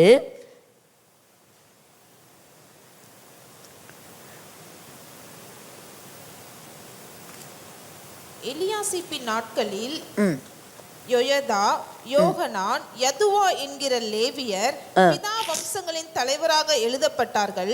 பெர்சியனாகிய தரியுவின் ராஜ்யபாரம் மட்டும் இருந்த ஆசாரியர்களும் அப்படியே எழுதப்பட்டார்கள். இப்ப நான் போன வாரம் சொன்னேன், அலெக்சாண்டர் யார் கூட சண்டை போட்டாருங்க? தரியுங்கிற ஒரு ராஜா கூட யுத்தத்துல சந்தித்தார். அப்போ அப்படி ஒரு ஹிஸ்டரியில இப்படி ஒரு யுத்தத்தை பத்தி எழுதப்பட்டிருக்கு. இந்த தரியுங்கிற ராஜா பத்தி எழுதப்பட்டிருக்குன்னா எழுதப்பட்டிருக்கு. அப்போ தரியு ஒரு பெர்ஷிய நாட்டு மன்னன். பாருங்க, பெர்ஷியனாகிய தரியு ராஜ்யபாரம் பண்ணும் மட்டும். அப்போ நெகேமியா 12:22 தரியு பத்தி எழுதப்பட்டிருக்கா? இவர் கூட யுத்தத்துக்கு வந்தது யாரு? தானியேலின் புஸ்தகம் போன வாரம் நம்ம படிச்சோம் இல்லையா? 8ஆம் அதிகாரம் 3-7 வசனங்கள் வரைக்கும் நம்ம போன வாரம் நம்ம படிச்சோம். அதுல வாசிக்கும் பொழுது இந்த அலெக்சாண்டரை பற்றி எழுதப்பட்டிருக்கிற வார்த்தையை நம்ம பார்க்கிறோம். அப்போ 2 கொம்புகள் யாரு? மேதியா, பெர்ஷியா. அதற்கு பின்பாக தொடர்ந்து வரக்கூடிய மிருகம் எதை குறிக்குது? வெள்ளாட்டு கடா பற்றி நம்ம வாசிக்கிறோம். அடுத்ததா வரக்கூடியது அந்த ஒரு கொம்பு தன்னை இஷ்டப்படி எல்லாம் செய்து வல்லமை கொண்டது. இது யாருங்க?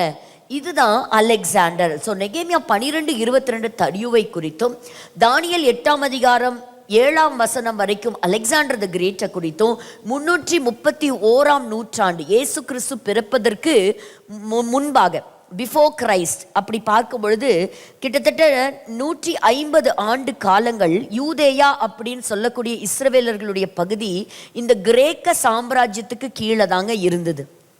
அலெக்சாண்டர் ஜெயிச்சிடுறாரு, ஜெயிச்சு பல பட்டணங்களை பிடிச்சுக்கிறாரு. அதுக்கப்புறமே யூதேயா யாருடைய கண்ட்ரோல் கஸ்டடிக்கு கீழே வந்துருச்சு? கிரேக்க சாம்ராஜ்யத்துக்கு கீழே கிட்டத்தட்ட 150 வருஷம் இருந்தது. இப்போ எப்படி நாம ஒரு சில வருஷங்கள் ஆங்கிலேயர்களுடைய ஆட்சிக்கு கீழே இருந்தோமோ அதே போலதான் இஸ்ரேலும் இருந்தது. இந்த சமயத்துல தான் இதை குறித்ததான வரக்கூடிய நாட்கள்ல நம்ம இன்னும் பார்க்கலாம். இந்த சமயத்துல தான் இந்த கிரேக்க ஆட்சியிலிருந்து வந்த செலுக்கஸ் அப்படின்னு சொல்லக்கூடிய அந்த லீடருக்கு கீழே வந்த ஒரு மன்னன் தான் ஆன்டியோகஸ் எபிஃபானஸ் IV. இவன் எதற்கு அடையாளமா இருக்கிறான்? பழைய ஏற்பாட்டினுடைய அந்தி கிறிஸ்து அப்படின்னு இவனை சொல்லலாம். பழைய ஏற்பாட்டினுடைய அந்தி கிறிஸ்து. இவனை குறித்தும் தானியேல் தீர்க்கதரிசி எழுதி வைத்து போனார். ஸோ இவன் என்ன செய்தான்? அந்த நாட்கள்ல அன்னைக்கு இருந்த யூதர்களுடைய 2ஆம் தேவாலயத்தை அசுத்தப்படுத்தினா, 2வது யூதர்களை கொடுமைப்படுத்தினான். He was a Jewish persecutor and he desecrated the Jewish temple. அதாவது இந்த யூதர்களுக்கு மூச்சு சுவாசமே அவங்களுடைய தேவாலயம் தான். இன்னைக்கு பார்த்தீங்கன்னா எப்படா அந்த 3வது தேவாலயத்தை நம்ம கட்டுவோம் அப்படின்னு சொல்லி காத்து கிடக்குறாங்க. எல்லா எவிடன்ஸும் கலெக்ட் பண்ணிட்டாங்க. சாலமோன் தேவாலயம் இருந்ததற்கான எவிடன்ஸ், 2வது தேவாலயம் கட்டப்பட்டதற்கான எவிடன்ஸ் மற்றும் எல்லா அண்டர் கிரவுண்ட் எல்லாம் ரெடி பண்ணி வச்சிருக்காங்க. All they want is the approval. So ஒரு நாள் வரும், ஆண்டவர் அனுமதிப்பார். அப்போ இவன் என்ன செய்தான்னு கேட்டிங்கன்னா, ஆன்டியோகஸ் எபிஃபானஸ் சில காரியங்களை அவன் தோற்று போனது போல he was humiliated. அதற்கு பிறகு அவன் வந்து யூதர்களிடத்தில் தன்னுடைய ஆக்ரோஷமான கோபத்தை வெளிப்படுத்தி யூதர்களுடைய தேவாலயத்தை கைப்பற்றி அசுத்தப்படுத்தினான்.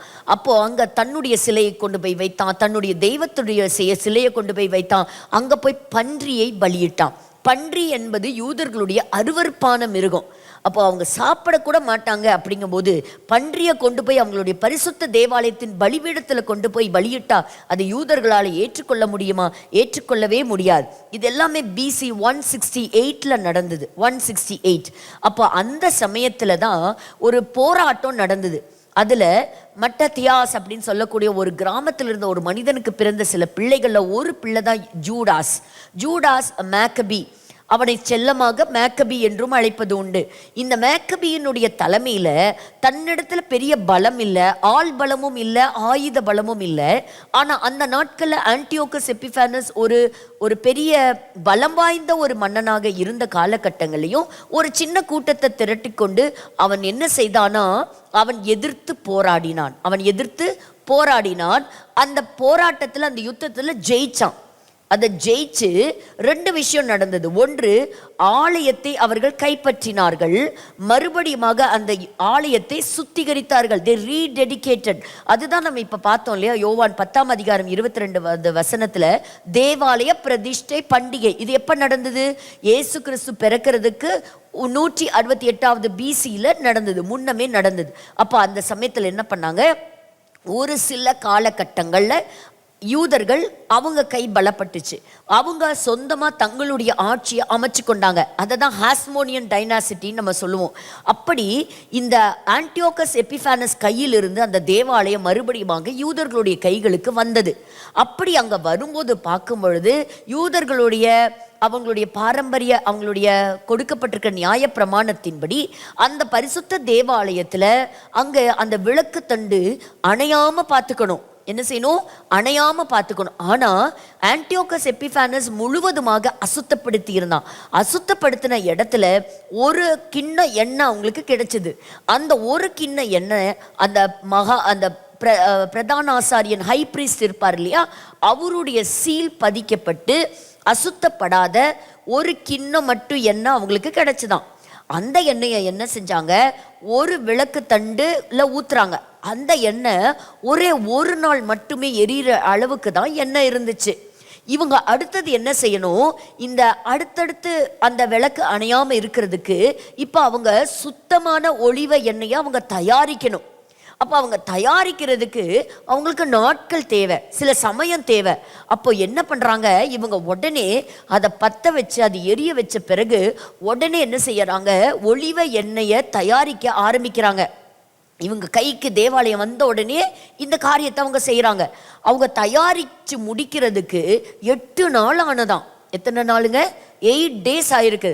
ஆனா ஒரு மிராக்கிள் ஆயில் அப்படின்னு எழுதப்பட்டிருக்கு. என்னன்னு கேட்டீங்கன்னா, ஒரே ஒரு நாள் மட்டுமே எரியக்கூடிய அளவுக்கு இருந்த எண்ணெய் எப்படி என்ன நடந்துச்சு தெரியாது. இவங்க அடுத்தது ஒரு பரிசுத்தமான அந்த இடத்துக்கு ஒரு பரிசுத்தமான ஒளிவ எண்ணெய் தயாரிக்கிற வரைக்கும் அந்த கொஞ்சம் எண்ணெய் 8 நாளும் எரிஞ்சுதான்.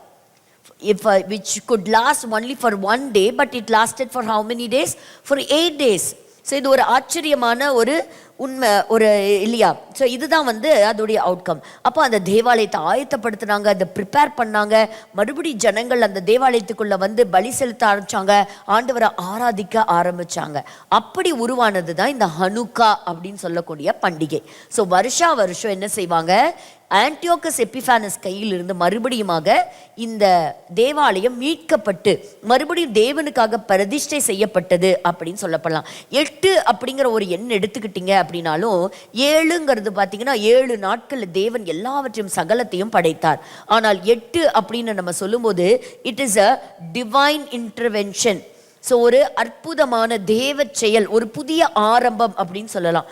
உதாரணமாக தாவீது எடுத்துக்கிட்டிங்கன்னா, தாவீது தன்னுடைய வீட்டில் ஒரு 8வது பிள்ளை, 8வதா பிறந்த அந்த தாவீது ஒரு ஸ்பெஷல் பர்சனாக இருந்தான். அவனை வைத்து ஒரு ஆரம்பம் பாருங்க. மத்தேயுல வரும்பொழுது இயேசு கிறிஸ்துவினுடைய ஜீனியாலஜியை பற்றி படிக்கும் பொழுது அப்போ தாவீதின் குமாரனாகிய அப்படி தாவீதுடைய பெயர் வந்திருக்கிறத பார்க்கலாம். So 8 always symbolises a new beginning.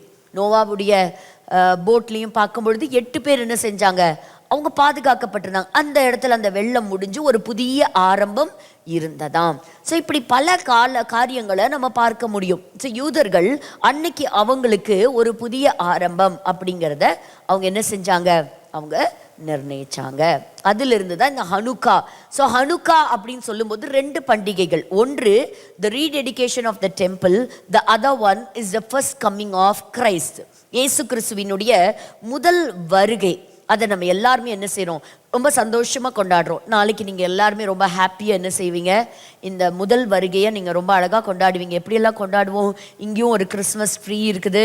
இந்த கிறிஸ்மஸ் ட்ரீயை இன்றைக்கி இருக்கிற காலகட்டங்களில் பார்க்கும்பொழுது அலங்கரித்து அநேகருக்கு கேக்கெல்லாம் கொடுத்து சாண்டா கிளாஸ் எல்லாம் கிஃப்டெல்லாம் கொடுத்து, பட் அதுவா real Christmas? No, that is not the real Christmas. இதெல்லாம் எப்படி வந்தது அப்படின்னு நீங்கள் சொன்னீங்கன்னா, உதாரணமாக இங்கே இருக்கக்கூடிய இந்த கிறிஸ்மஸ் ட்ரீ அப்படின்னு பார்த்தாலே இது எல்லாமே 17வது நூற்றாண்டில் ஒரு ஜெர்மானி தேசத்தில் ஒரு இங்கிலாந்து தேசத்தினுடைய இளவரசர், அவருடைய பெயர் ஆல்பர்ட் 1841 தான் அவர் என்ன பண்ணார்னா, தன்னுடைய அரண்மனையில் இப்படி ஒரு கிறிஸ்மஸ் பண்டிகையின் காலத்தில் ஒரு மரத்தை வைத்து அதில் நிறையா கிஃப்டெல்லாம் தொங்க விட்டு அன்றைக்கி இருக்கிற சிறு பிள்ளைகளுக்கு கிறிஸ்துவை எப்படியாவது சொல்ல வேண்டுமே அப்படின்னு சொல்லி அவர் செஞ்சார். அப்புறம் பின்னாடி மார்ட்டின் லூத்தர் தான் என்ன செஞ்சார், இப்படி அழகிய லைட்ஸ் எல்லாம் கொடுத்து அதெல்லாம் டெக்கரேட் பண்ணார். ஸோ ஒவ்வொன்றுக்கும் ஒவ்வொரு விதமான ஒரு ரீசன்ஸ் இருக்குது இதெல்லாம் வந்ததுக்கான. பட் நான் உங்களுக்கு சொல்லுவேன், அநேகர் சொல்லுவாங்க, கிறிஸ்மஸ் எல்லாம் கொண்டாடக்கூடாது, ஏசு டிசம்பர் 25 பிறக்கவே இல்லை, இது ஒரு இட்ஸ் அ பேகன் ஃபெஸ்டிவல், இது ஒரு பாகால் தெய்வத்தை சொல்லக்கூடிய அப்படிப்பட்ட ஒரு தினம்தான். அப்படித்தான் வந்தது. இயேசு கிறிஸ்துவ டிசம்பர் 25க்குன்னு மட்டும் என்ன செய்யலாம், அதுக்குன்னு மட்டும் நீங்கள் வைக்கக்கூடாது அப்படின்லாம் சிலர் சொல்லுவாங்க. அதெல்லாம் இருக்கட்டும்.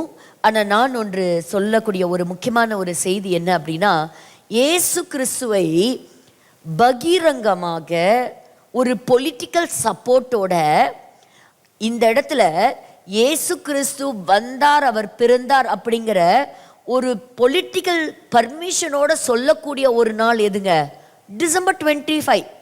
Why don't we use the date to say our God is the true God? நம்முடைய தேவன் அவரே ஜீவனுள்ள தேவன். எல்லா தெய்வமும் ஒன்று தாங்க, எல்லா தெய்வங்களும் ஒன்றல்ல, எல்லாருக்கும் ஒரே தேவன் தான்.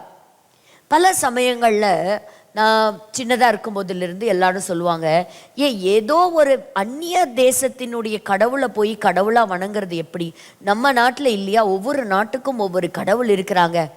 அவர் ஏதோ இஸ்ரேல் நாட்டில் பிறந்த Israel, he's a foreign god அப்படின்னு சொல்லுவாங்க. அப்படியெல்லாம் இருக்கும். அப்போ பவுல் சொல்லுவார், உங்களுடைய கவிஞர், உங்கள் ஊர் புலவரே சிலதெல்லாம் சொல்லியிருக்கிறாங்க, சிலதெல்லாம் ஆராய்ந்து பாருங்க அப்படின்னு சொல்லுவார். இயேசு கிறிஸ்துவினுடைய பிறப்பு ஒரு அற்புதமான ஒரு பிறப்பு. எப்படிங்க? ஒரு அற்புதமான பிறப்பு. பல தீர்க்க தரிசனங்கள் அவர் சொல்லியிருக்கிறாரு, அந்த தீர்க்க தரிசனங்கள் நிறைவேறி இருக்கிறது. I wanted to talk about Bethlehem.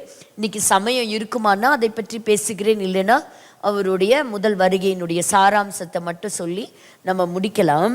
So பெத்லஹேமே அப்படின்னு சொல்லும்போது இயேசு கிறிஸ்துவினுடைய பிறப்பு முன்னறிவிக்கப்பட்ட பிறப்பு. ஸோ எப்படியெல்லாம் டிக்ளேர் பண்ணாங்கங்கிறது ஒரு வசனம் வாசிக்கலாம். 1 தீமோத்தேயு புஸ்தகம் 3ஆம் அதிகாரம் 16வது வசனம். 1 தீமோத்தேயு 3:16. அன்றியும் தேவ பக்திக்குரிய ரகசியமானது யாவரும் ஒப்புக்கொள்ளுகிறபடியே மகா மேன்மையுள்ளது. தேவன் மாம்சத்திலே வெளிப்பட்டார். நம்பர் 1, மாம்சத்திலே அவர் வெளிப்பட்டார். ஆவியிலே நீதி உள்ளவர் என்று விளங்கப்பட்டார். நீதியுள்ளவர் தேவதூதர்களால் காணப்பட்டார். புறஜாதிகளிடத்திலே போய் பிரசங்கித்தார். உலகத்திலே விசுவாசிக்கப்பட்டார். மகிமையிலே ஏறெடுத்துக் கொள்ளப்பட்டார். மகிமைக்கு ஏறி போனார்.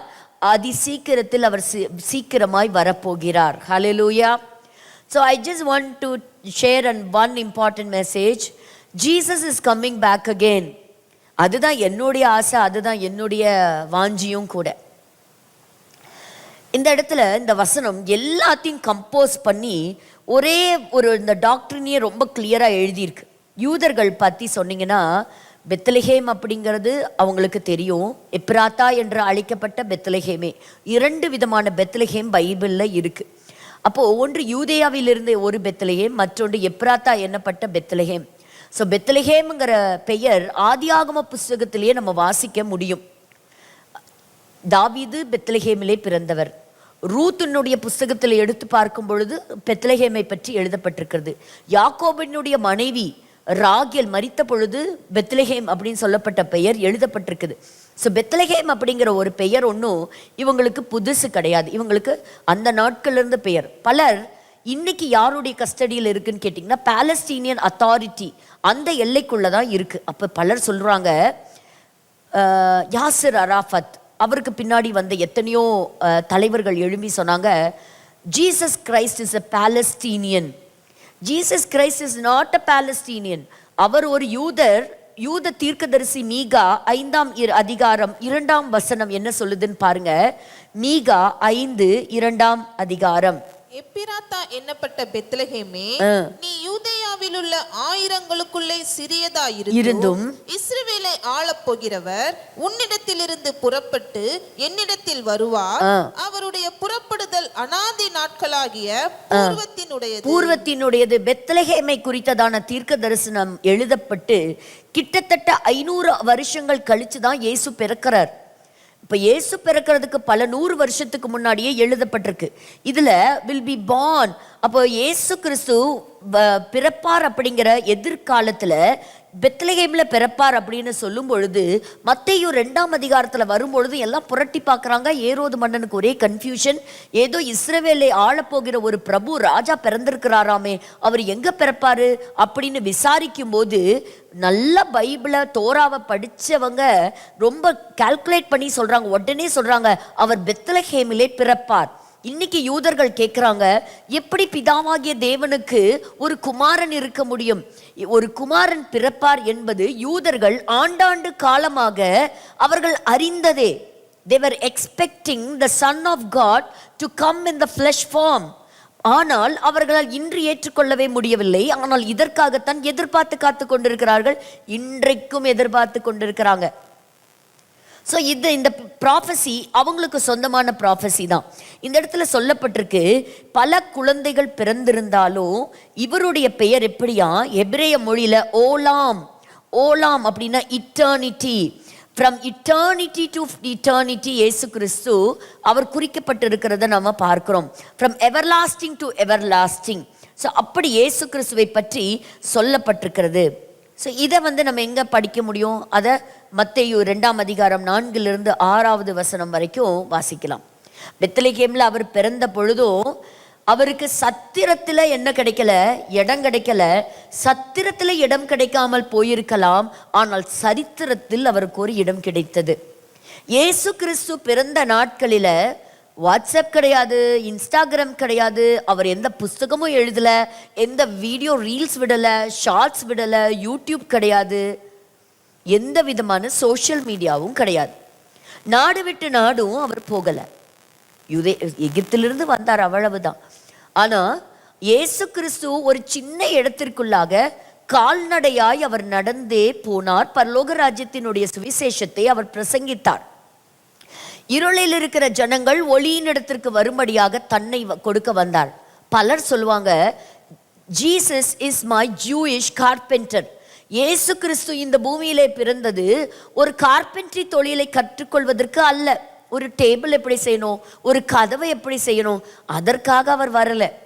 30 என்பது ஒரு ஆளுமையை குறிக்கக்கூடிய ஒரு வயது. தாவீதை எடுத்து பாருங்கள் 30, இந்த யோசேப்பை எடுத்து பாருங்கள் 30, இயேசுவை எடுத்து பாருங்கள் 30. அப்போ சில காலங்கள் பரலோகம் குறித்திருக்கிற காலம் வரைக்கும் அவர் அமைதியாக இருந்தார். அந்த வசனம் சொல்லுகிறது, தன்னுடைய பூமியிலே கொடுக்கப்பட்ட அந்த பெற்றோருக்கு கீழ்ப்படிந்தவராக அவர் வளர்ந்தார்.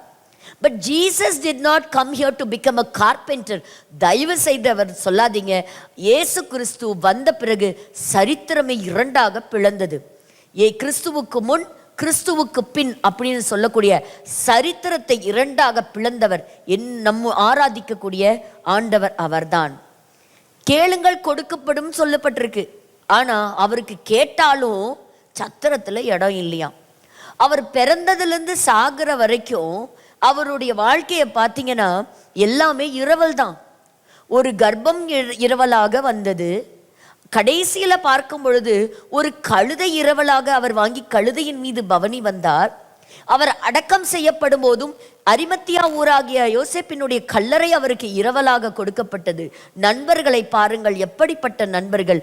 ஆரம்பத்தில் சொல்லப்பட்ட சில மீனவர்கள், கடைசியிலே சொல்லப்பட்ட 2 கள்வர்கள், இவர்கள் தான் இயேசுவினுடைய நண்பர்கள். இயேசு கிறிஸ்துவினுடைய சரித்திரத்தை புரட்டி பார்த்தால் ஆச்சரியமான சில காரியங்கள் உண்டு. சரித்திரத்தை இரண்டாக கிழித்தது மட்டுமல்ல, இன்றைக்கு பலரும் இன்னைக்கு நம்முடைய பர்த்டேஸ், நம்முடைய வெட்டிங் டேஸ் எல்லாம், நம்ம ஆனிவர்சரியை கொண்டாடுகிறோமே, இப்படி ஒரு பெரிய ஒரு இந்த உலக வரையில இந்த இயரை ரொம்ப அழகா ஆர்கனைஸ் பண்ணி கொடுத்ததே இயேசு கிறிஸ்துவினுடைய பிறப்பு தாங்க, பிறப்பு தான்.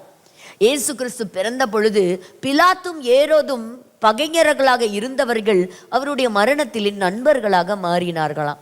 இயேசு கிறிஸ்துவினுடைய பிறப்பு இந்த பூமியிலே பாவ குலத்தில் இருந்த மனிதர்களை, இருளில் இருந்த ஜனங்களை ஆச்சரியமான ஒளியின் இடத்திற்கு, அந்த புண்ணியத்திற்கு வரவழைக்கும்படியாக இயேசு கிறிஸ்து இந்த பூமியிலே வந்தார். கடைசியாக இயேசு கிறிஸ்து ஏன் பிறந்தார்? அவர் மரிப்பதற்காக பிறந்தார். ஒரு குழந்தை பிறக்கணும்னா அந்த குழந்தை நல்லா வளரணும், படிக்கணும், இந்த உலகத்துல ரொம்ப சந்தோஷமா இருக்கணும்னு நினைப்போம். ஆனா பிதாவாகிய தேவன் தன்னுடைய ஒரே பேரான செல்ல குமாரனை மனிதனுக்காக, மனிதனை பாவத்திலிருந்து மீட்கும்படியாக, ஒரு நித்திய ஜீவனை கொடுக்கும்படியாக இந்த அழகான இயேசுவை நமக்காக கொடுத்து அனுப்பினார். ஒரே ஒரு வாழ்க்கை, இந்த வாழ்க்கை இயேசுவுக்காக நாம் வாழ்ந்து முடிக்கலாம். இயேசு கிறிஸ்து இல்லாம நித்திய ஜீவனுக்குள்ள, அது யூதனாய் இருந்தாலும் சரி, கிரேக்கனாய் இருந்தாலும் சரி, இந்தியனாய் இருந்தாலும் சரி, போகவே முடியாது. அப்படியா? இந்தியாலையும் நிறைய கடவுள் இருக்கிறாங்க, நீங்கள்லாம் சொல்லலாம். இறைவன், தெய்வம், பகவான், ஈசன் என்று பல பெயரில் அழைக்கப்படுகின்ற, பல்வேறு வழிகளில் வர்ணிக்கப்படுகிற மெய்யான தேவன் அறிந்து கொள்வது மிக மிக அவசியம், மிக மிக அவசியம். கடவுள் என்றால் என்ன? எல்லாவற்றையும் கடந்து உள்ளே வருபவன் தான் கடவுள். இயேசு கிறிஸ்து வெளிப்படுத்தல் 3ஆம் அதிகாரம் 20வது வசனத்துல சொல்லப்பட்டிருக்கிற வசனத்தை வாசிக்கலாம். 3. இதோ வாசற்படியிலே நின்று தட்டுகிறேன். ஒருவன் என் சத்தத்தை கேட்டு கதவை திறந்தால் அவனிடத்தில் நான் பிரவேசித்து அவனோட போஜனம் பண்ணுவேன், அவனும் என்னோட போஜனம் பண்ணுவான். அப்போ ஒருவன் ஏற்றுக்கொண்டால் இயேசு கிறிஸ்து வந்து அவன் ஆத்மாவோடு கூட அவன் வாழ்வதற்கு அவர் விரும்புகிற ஒரு தேவன். எங்கெங்க கிடைக்கும்? இன்னைக்கு பாவத்திற்கு பரிகாரம் உண்டு, பிராயச்சித்தம் உண்டு, பாவத்திற்கு மன்னிப்பு இல்லை. இயேசு கிறிஸ்து ரத்தம் சகல பாவங்களை மன்னிக்க கூடியது. இதுவரை நீங்கள் ரட்சிக்கப்படாமல் இருப்பால் இந்த இயேசு கிறிஸ்துவன் அண்டையிலே வாருங்கள். இருளில் இருக்கிற ஜனங்கள் எல்லாரும் அவரிடத்துல வந்தாங்க. இன்றைக்கு நாமும் அவரிடத்தில் வருவதற்கு தேவன் இப்படி ஒரு வார்த்தையை சொல்லுகிறார். திருமூவர் அப்படின்னு சொல்லக்கூடிய ஒரு வார்த்தை, ஒன்றே குலம் ஒருவனே தேவன். இது நம்மளுடைய எப்படி பவுல் அடிகளார் அன்னைக்கு இருந்த மக்களிடத்துல சொன்னார், உங்களுடைய பொயற்று சொன்னதை எடுத்து வாசிச்சு பாருங்க, உங்களுக்கு சில ரகசியங்களை புரியும்னு. இன்னைக்கு நான் சமஸ்கிருத மொழியில எழுதப்பட்டிருக்கிற சில வாக்கியங்களுடைய தமிழாக்கத்தை நான் படித்தேன். அதனால இது எனக்கு ஒரு நல்ல தருணமாக எண்ணி இதை இயேசு கிறிஸ்துவினுடைய பிறப்பின் தினத்தை கொண்டாட இருக்கிற எல்லாருக்காகவும் சொல்ல ஆசைப்படுகிறேன். ஓம் பிரம்மபுத்திராய நமக, ஓம் பிரம்மபுத்திராய நமக. இதோடைய விளக்கம் என்ன தெரியுமா? பிரம்மா என்று சொன்னால் பிதா, பிதாவினுடைய குமாரனாம் இயேசு புத்திரன். உம்மை வணங்குகிறோம், நமக, உம்மை வணங்குகிறோம்.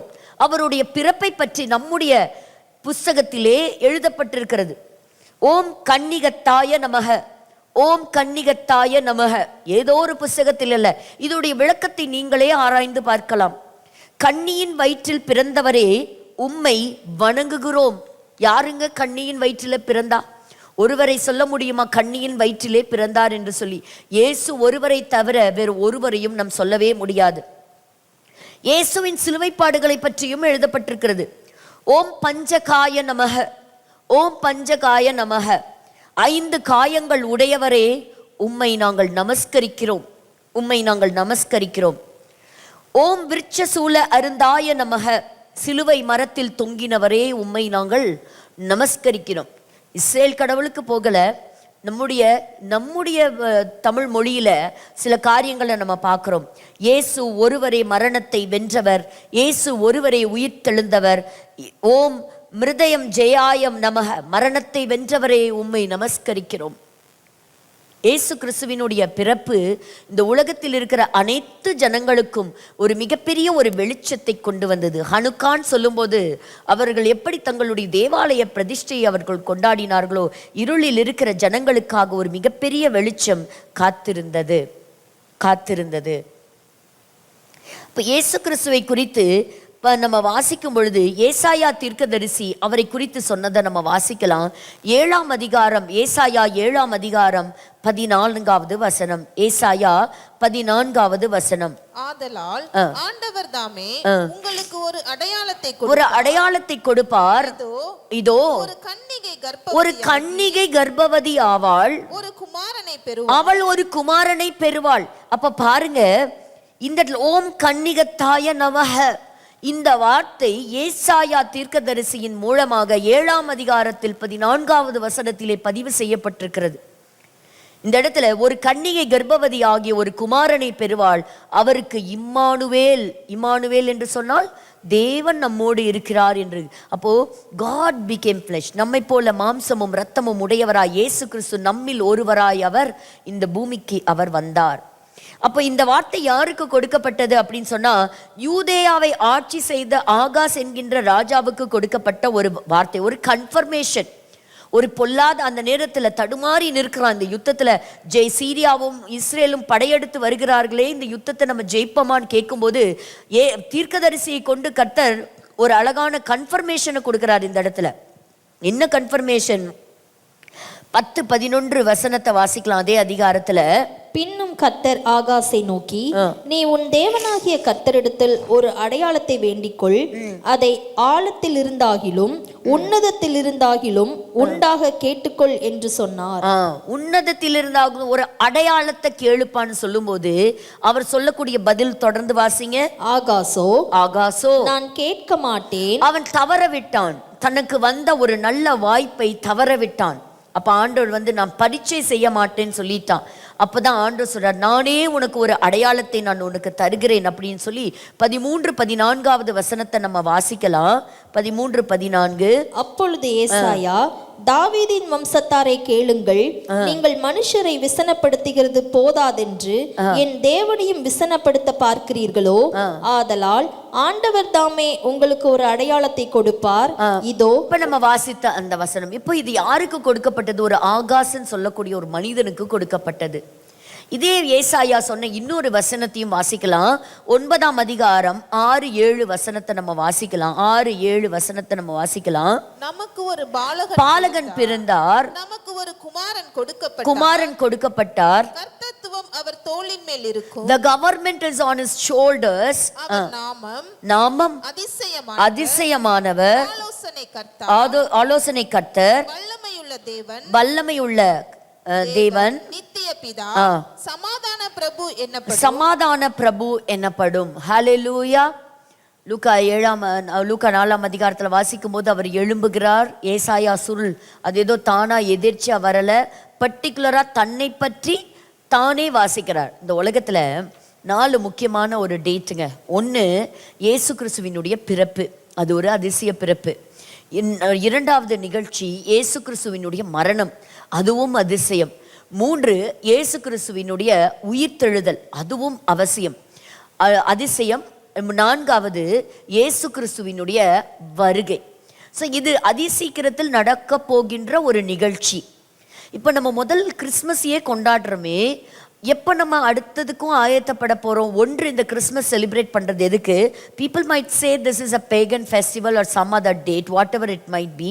நான் ஒன்று சொல்கிறேன், நமக்கு பொலிட்டிக்கலாக இந்த சமயத்தில் சொல்வதற்கு எந்த தடையும் இல்லை. ஆமாவா இல்லையா? ஆமாம். Because all over the world people celebrate Christmas.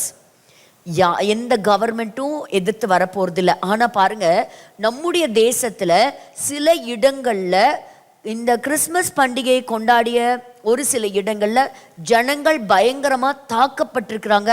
And it is too bad. ஜனங்கள் அன்னைக்கு அவங்க இயேசு கிறிஸ்துவினுடைய முதல் வருகை அதை குறித்து அவர்கள் எல்லா இடங்களையும் சொன்ன பல்வேறு இடங்கள், ஏதோ மற்ற நாடுகளில், நம்முடைய தேசத்தில் டெல்லி மற்றும் பல்வேறு இடங்களில் அவர்கள் அடிக்கப்பட்டிருக்காங்க, தாக்கப்பட்டிருக்கிறாங்க. ஆனால் நம்ம ஒன்று மறந்துடக்கூடாது, நமக்காக இயேசு கிறிஸ்து இந்த பூமியிலே அவர் பிறந்தார். இப்போது இன்னைக்கு நம்ம இந்த பார்க்குறோம், அவருடைய அந்த கர்த்தத்துவம் அவருடைய தோளிலே இருக்கிறது. ஸோ இந்த பெத்லஹேம் பற்றி நம்ம பார்க்கும்பொழுது 30 முறை பழைய ஏற்பாட்டிலும் 8 முறை புதிய ஏற்பாட்டிலும் இந்த பெத்லஹேமை குறித்து சொல்லப்பட்டிருக்கிறத நம்ம பார்க்குறோம். எப்ராத்தா என்னும் பெத்லஹேமே. வாசிக்கலாம். லூக்கா 2ஆம் அதிகாரம் 4வது வசனம் வாசிக்கலாம். லூக்கா 2:4. அப்பொழுது யோசேப்பும் தான் தாவீதின் வம்சத்தானும் குடும்பத்தானுமாய் இருந்தபடியினாலே தனக்கு மனைவியாக நியமிக்கப்பட்டு கர்ப்பவதியான மரியாளுடனே குடிமதிப்பு எழுதப்படும். சிலருக்கெல்லாம் யோசிப்பாங்க, யாரும் நம்ம முதல்ல பிறந்த நம்மளுடைய தாத்தா யார் முதல் மனுஷனா இருப்பா? எப்படி நம்மெல்லாம் வந்தோம்? நம்மெல்லாம் யாரு? எங்கிருந்து வந்தோம்? அப்படிங்கிறவங்களுக்கு ஒரு கேள்விக்கான பதிலும் இயேசு கிறிஸ்துவனுடைய பிறப்பு தான். சீசர் அகஸ்டஸ் இருந்த காலத்தில் இயேசு பிறந்தார். அப்போ அவர் இருக்கும் பொழுது அவர் பிறந்தார். அதுக்கப்புறம் பார்க்கும் பொழுது எல்லாரும் குடிமதிப்பு எழுதணும் அப்படிங்கிற ஒரு சட்டம் கொண்டு வரப்படுகிறது. அப்போதான் லூக்காலெல்லாம் பார்த்தீங்கன்னா, லூக்காவா இருக்கட்டும் மத்தேயவா இருக்கட்டும், ஒன்று இவர் தாவீதின் வம்சத்தில் பிறந்த ஒரு யூதன் அப்படிங்கிறத, ஹீ இஸ் த கிங், நம்ம எக்ஸ்பெக்ட் பண்ணக்கூடிய ராஜா அப்படிங்கிற விதத்தில் மத்தேயு அதை எழுதியிருக்கிறார். லூக்கா ஒரு மருத்துவர், ஹீ இஸ் அ டாக்டர். அப்போ அவர் எப்படி எழுதுகிறார் அப்படின்னா, மாம்சத்தின்படி வரலாற்று பக்கங்களை எழுதுகிறார். இயேசு கிறிஸ்துவிலிருந்து ஆதாம் வரையிலும் எழுதுகிறார். மத்தேயு எப்படி எழுதுகிறார்? இயேசு கிறிஸ்துவிலிருந்து யார் வரைக்கும் எழுதுறாரு? தாவீது வரைக்கும் எழுதுறாரு. தாவீதுக்கு முன்பாக ஆபிரகாம். பட் இங்க எழுதுகிறாரு தாவீதோடு கூட. ஸோ இந்த இடத்துல நம்ம பார்க்குறோம், இயேசு கிறிஸ்துவினுடைய தீர்க்க தரிசனங்கள் ஆயிரம் காரியங்கள் சொல்லப்பட்டிருக்கிறது. ஒரே காரியத்தை நான் சொல்லி முடிக்க விரும்புகிறேன். என்ன அப்படின்னா, இயேசு கிறிஸ்து ஏராளமான தீர்க்க தரிசனங்களை சொன்னார். பேதுருவை பார்த்து சொன்னார், எப்பா நீ என்ன மறுதலிப்ப, அதை சொன்னார். யூதாஸை பார்த்து முன்னாடியே சொல்லிட்டார், நீ என்ன காட்டி கொடுப்ப. சீஷர்களை பார்த்து சொன்னார், எப்பா நீ இன்னைக்கு மீன் பிடிக்கிற, நான் உன்னை மனுஷனை பிடிக்கிறவனா நான் உன்னை மாற்றுவேன். தன்னுடைய மரணத்தை பற்றி பல முறை தன்னுடைய சீஷர்களோடு உட்காந்து டிஸ்கஸ் பண்ணியிருக்கிறார், அவங்களுக்கு கற்றுக் கொடுத்துருக்கிறார். வரக்கூடிய பரலோக ராஜ்யத்தை பற்றி சொல்லியிருக்கிறார், இந்த உலகத்தின் முடிவை பற்றி சொல்லியிருக்கிறார், அவருடைய வருகை பற்றி சொல்லியிருக்கிறார், தேவாலயம் இது இடிக்கப்படும் அதை பற்றி சொன்னார், ஜெபுதேவின் குமாரர்களை பற்றி சொன்னார். இப்படி ஒவ்வொரு பற்றியும் அவர் இருந்த நாட்களில் அன்னைக்கு பல பட்டணங்களை பற்றி கூட சொன்னார். கோராசின் பட்டணத்தை பற்றி சொன்னார், பெத்சாயிதா பற்றி சொன்னார். அப்போ அந்த நகரங்களுக்கு வரக்கூடிய அழிவுகளை பற்றி, வரக்கூடிய நியாய தீர்ப்பை பற்றி அவர் சொன்னார். அப்போ பெத்தானிங்கிற ஒரு ஊர்ல இருக்கும்போது ஒரு ஸ்திரீ வந்து அவளை அனாயின் பண்றாரு. அப்போ சொல்றாரு, காலமா உன்னை பற்றி சொல்லப்படும் வரக்கூடிய காரியங்கள் அந்த நேரத்தில் அவர் சொல்றாரு. அதிகமா அவர் சொன்னது எதை பற்றி அப்படின்னு கேட்டிங்கன்னா, மத்தேயு, மார்க்கு, லூக்கா, யோவான், அதுல அவர் சொன்ன ஒரு முக்கியமான காரியம் என்னன்னா, நான் மறுபடியும் வருகிறேன். அதற்கு முன்பாக சொன்னார், நான் போனேன்னா உங்களுக்கு நல்லது தான்ப்பா, நான் போய் உங்களுக்கு பரிசுத்த ஆவியானவரை நான் உங்களுக்கு அனுப்புறேன்னு சொன்னார். இப்படி பல காரியங்களை இயேசு கிறிஸ்து பூமியில இருக்கும் பொழுது ஊழியம் செய்த நாட்களிலே வரும் காரியங்களை he prophesied, முன்னறிவித்தார். எல்லாமே நிறைவேறுச்சு. இன்னும் ஒன்று நிறைவேற காத்து கொண்டு இருக்கிறோம். எது? அவருடைய வருகை. மத்திய 24, 25 இப்படி பல காரியங்கள். இஸ்ரேல் தேசம் அத்திமரம் மறுபடி கடைசி நாட்களில் துளிர்விடும், எல்லா தேசத்திலிருந்து கூட்டிட்டு வருவேங்கிறதையும் முன்னறிவித்தார். அப்போ அதிகமா அவர் பேசினது என்ன அப்படின்னு கேட்டிங்கன்னா, முதல் வருகையை காட்டிலும் இயேசு கிறிஸ்துவினுடைய இரண்டாம் வருகை குறித்து தான் அதிகமா எழுதப்பட்டிருக்கு. அப்படின்னா நம்ம என்ன செய்யணும்? அதிகமா நம்ம அவருடைய வருகைக்காக நம்ம ஆயத்தப்படணும். எங்கள் ஃபேமிலியில் நடந்த ஒரு இன்சிடெண்ட்டை ஒரு சாட்சிக்காக நான் சொல்கிறேன். நேற்றைய தினத்தில் நடந்த ஒரு சம்பவம். என்னுடைய ஒரு ஆட்சி சென்னையில் இருக்கிறாங்க. அப்போது சென்னையில் இருக்கிறாங்க. நேற்றுக்கு எங்கள் குரூப்பில் ஒரு ஃபோட்டோ இருந்தது. அந்த ஃபோட்டோ பார்த்தா ஆட்சியை சந்திக்கிறதுக்கு தமிழ்நாடுடைய சீஃப் மினிஸ்டர் வீட்டுக்கு வந்திருக்கிறார். நான் உற்று பார்த்தேன், இவங்க போனாங்களா இல்லை அவர் வந்திருக்கிறாரான்னு பார்த்தேன். வீட்டுக்கு சிஎம் அவர்கள், ஸ்டாலின் அவர்கள் வந்திருக்கிறாங்க. எனக்கு ஒரே ஆச்சரியமாக இருந்தது. என்ன நடந்தது? காலையில் பேசினேன், ஃபோனில் பேசினேன், அப்போவும் யாரும் ஒன்றும் சொல்லலை இப்படி ஒரு சம்பவம் நடக்க போகுதுன்னு. எப்படி திடீர்னு இப்படி ஒன்று அப்படின்னு ஒன்று. அப்போ சொன்னாங்க, திடீர்னு ஒரு 2:30 மணி போல் ஒரு ஃபோன் வந்தது அப்படின்னு சொன்னாங்க. ஃபோன் வந்தப்போ என்ன சொன்னாங்க, உங்கள் வீட்டுக்கு இன்னும் ஒரு 3 மணி நேரத்தில் சிஎம் வரப்போகிறாரு அப்படின்னு. கேட்குறதுக்கு உங்களுக்கெல்லாம் அந்த தெரிஞ்சிருந்தா அந்த ஃபோட்டோ கூட நான் வந்து டிஸ்பிளே கொடுத்துருப்பேன். நான் ஆயத்தப்படலை, அதனால ஃபோட்டோ டிஸ்பிளேயில் கொடுக்க முடியல. அப்போ எங்கள் ஆட்சி வந்து அவருடைய டீச்சர் எப்போவுமே சொல்லுவாங்க, ஐயம்மா சிஎம் சார் வந்து என்னுடைய மாணவர்னு சொல்லுவாங்க. அவங்க 4 தலைமுறையை பார்த்துட்டாங்க. அவங்களுடைய மக, பேத்தி, கொள்ளு பேத்தி, 4 தலைமுறையை பார்த்தாச்சு. அப்போது இன்றைக்கி ஸ்டாலின் அவர்கள் அவங்கக்கிட்ட பள்ளிக்கூடத்தில் படிச்சிருக்கணும்னா எவ்வளோ ஒரு சின்ன வயசில் படிச்சிருக்கணும். இன்றைக்கி பார்த்தா கூட அடையாளம் தெரியுமா? இல்லை அப்படி ஒரு தமிழ் டீச்சர் இவங்க இன்னும் ஞாபகம் வச்சுருக்கிறாங்களாங்கிறதெல்லாம் தெரியவே தெரியாது. அந்த நாட்களில் அவங்க டீச்சர். ஆனால் அடிக்கடி சொல்லுவாங்க, அம்மா இந்த தொகுதி அவரோடதுமா, அவர் என்கிட்ட தாம்மா படித்தார் சின்னதில் அப்படின்னு சொல்லுவாங்க. அப்போ நேற்றுக்கு நடந்தது எனக்கு ரொம்ப ஆச்சரியமாக இருந்தது. அப்போ அவர் சொன்னார், எப்படியா? அப்போ இவங்க வந்து சொன்னாங்க, சும்மா ப்ராங்க் பண்ண வந்திருக்கிறாங்க அப்படின்னு. அப்போ சொன்னாங்களா, இல்லை நாங்கள் சிஎம் உடைய செக்யூரிட்டி செல்ல இருந்தால் வரோம் அப்படின்னு சொல்லிட்டு, இப்போ சிஎம் சார் கொஞ்ச நேரத்தில் வர போகிறாருன்னா அவங்களே அந்த ஹாலில் கடன்னு அவங்களே ஆயத்தப்படுத்தினாங்களாம், அரேஞ்ச் பண்ணாங்களாம். இல்லை கிடுகிடுன்னு சொன்னாங்க. இந்த கொஞ்ச நேரத்துக்குள்ளே யாருக்கெல்லாம் சொல்ல முடியுமோ அவங்களுக்கெல்லாம் சொல்லியிருக்கிறாங்க. வந்தது ஒரு ப்ராங்க் கண்டென்ட் இல்லை, நிஜமாவே சிஎம் வரவே தான் போகிறாரு, நீங்கள்லாம் வாங்கன்னு அங்கே இருந்த சில சொந்தக்காரங்கள்லாம் அந்த இடத்துக்கு வந்திருக்கிறாங்க. சொன்ன மாதிரியே 5:30 மணிக்கு சிஎம் சார் வந்துட்டார். அப்போ எப்படி வந்தார் அப்படின்னு பார்த்தா, டீச்சரை பார்க்க தான் வந்திருக்கிறாரு. டீச்சரை பார்க்க வந்தாரா அப்படின்னு கேட்டால், எதேர்ச்சியாக அந்த ஊர் கவுன்சிலர்கிட்ட பேசும்போது அந்த கவுன்சிலர் சில சொல்லியிருக்கிறாரு, உங்களுக்கு பாடம் எடுத்த ஒரு டீச்சர் இங்கே தான் இருக்கிறாங்க அப்படின்னு சொல்லும்போது, இந்த கிறிஸ்மஸ் இல்லையா, அந்த கிறிஸ்மஸ் கிஃப்ட்டு, இந்த கிறிஸ்மஸ் அன்னைக்கு யாராவது ஒருத்தரை நான் சந்திக்கணும் அப்படின்னு சொல்லிட்டு யாரடா சந்திக்கலான்னு தன்னுடைய தொகுதியில் அவர் யோசிச்சுட்டு இருக்கும்போது, தன்னுடைய ஆசிரியர் இங்கே இருக்கிறாங்கன்னு தெரியும் போது, எதிர்பாராத விதத்தில் அவர் வந்தது எல்லாரையுமே அப்படியே ஃப்ரீஸ் ஆக்க வச்சிருச்சு, உரைய வச்சிருச்சு. யாராலையும் நம்பவே முடியல, நம்ம வீட்டுக்குள்ளே சிஎம் சார் நிற்கிறாரான். அந்த ஃபோட்டோஸ் எல்லாம் ஷேர் பண்ணும்போது ரொம்ப ஆச்சரியமாக இருந்தது. அந்த நேரத்தில் நான் யோசித்து பார்த்தேன், இப்படி ஒரு சிஎம்முடைய வருகைக்கே நம்ம வந்து இவ்வளோ ஒரு பிரமிப்பா ஆச்சரியமா இருக்கிறோமே, ஒரு நாள் நம்முடைய ராஜா இப்படித்தானே வரப்போறாரு, இதுக்கு தானே இந்த பூமி எல்லாம் ஆயத்தமா ஆவலோட காத்துக்கிட்டு இருக்கு. But we keep on celebrating, sharing gifts, அதெல்லாம் நம்ம பண்றோம். ஆனா நம்ம என்ன பண்ணணும்னா, ஆண்டவர் சொல்றது போல அவருடைய வருகைக்கு காத்திருக்கிறவர்களுக்காகத்தான் அவர் வருகிறாராம். பாருங்க, யூதா புஸ்தகத்துல ஏனோக்குன்னு சொல்லக்கூடிய ஒரு மனுஷன் சொன்ன காரியத்தை நான் சொல்லி நம்ம ஜெபித்து முடிக்கலாம். யூதாவின் புஸ்தகம் எடுத்துக்கொள்ளலாம். பாருங்க, இந்த ஆதாமிலிருந்து 7ஆம் தலைமுறையாம் இந்த ஏனோக்கு சொல்லிட்டு போன ஒரு முக்கியமான செய்தி இங்க இருக்கு. என்ன அப்படின்னு கேட்டீங்கன்னா, 14வது வசனத்திலிருந்து கொஞ்சம் வேகமா வாசிக்கலாம். ஆதாமுக்கு 7ஆம் தலைமுறையான ஏனோக்கும் இவர்களை குறித்து இதோ எல்லாருக்கும் நியாய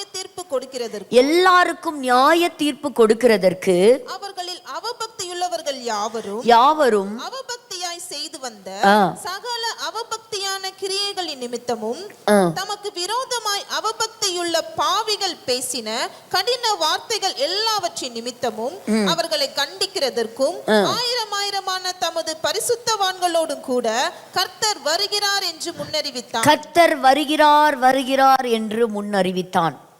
ஆதியாகமம் 5ஆம் அதிகாரம் எடுத்துக்கிட்டீங்கன்னா, அங்க வெறும் டெத் சர்டிபிகேட் தான் இருக்கும். இவன் பிறந்தான், இத்தனை வருஷம் வாழ்ந்தான், பிள்ளைகளை பெற்றான், மரித்து போனான், அப்படியே வந்துட்டு இருக்குங்க. அதெல்லாம் பார்த்தீங்கன்னா 900+. அந்த அதிகாரத்தில் 969 இயர்ஸ் ஒருத்தன் வாழ்ந்திருந்தான். அவன் தான் மெத்துசலா, ஏனோக்குடைய மகன். ஆனா ஏனோக்குடைய நாட்களை எடுக்கும்போது 65 வயசுல அவனுக்கு ஒரு பையன் பிறக்குது. அவன் தான் மெத்துசலா. 65 வயது வரைக்கும் அவன் கடவுளை அறியாதவனாய் இருந்தான். ஆனா 65 வயதுல அவன் ஆண்டவரை இறுக்கமாக பிடித்து கொண்டான். அவன் வாழ்ந்த காலத்தில் முதல் மனிதனாம் ஆதாமும் இருந்தான். அப்ப நிச்சயமா ஏனோக்கு ஆதாம் இடத்துல நிறைய கேள்விகளை கேட்டிருப்பாரு. தாத்தா, ஏதேன் தோட்டம் எப்படி இருந்துச்சு, எப்படி ஆண்டவர் இருப்பாரு, நீங்க எப்படி ஆண்டவரோட நீங்க பேசுனீங்க, இதெல்லாம் கேட்டிருக்கலாம்.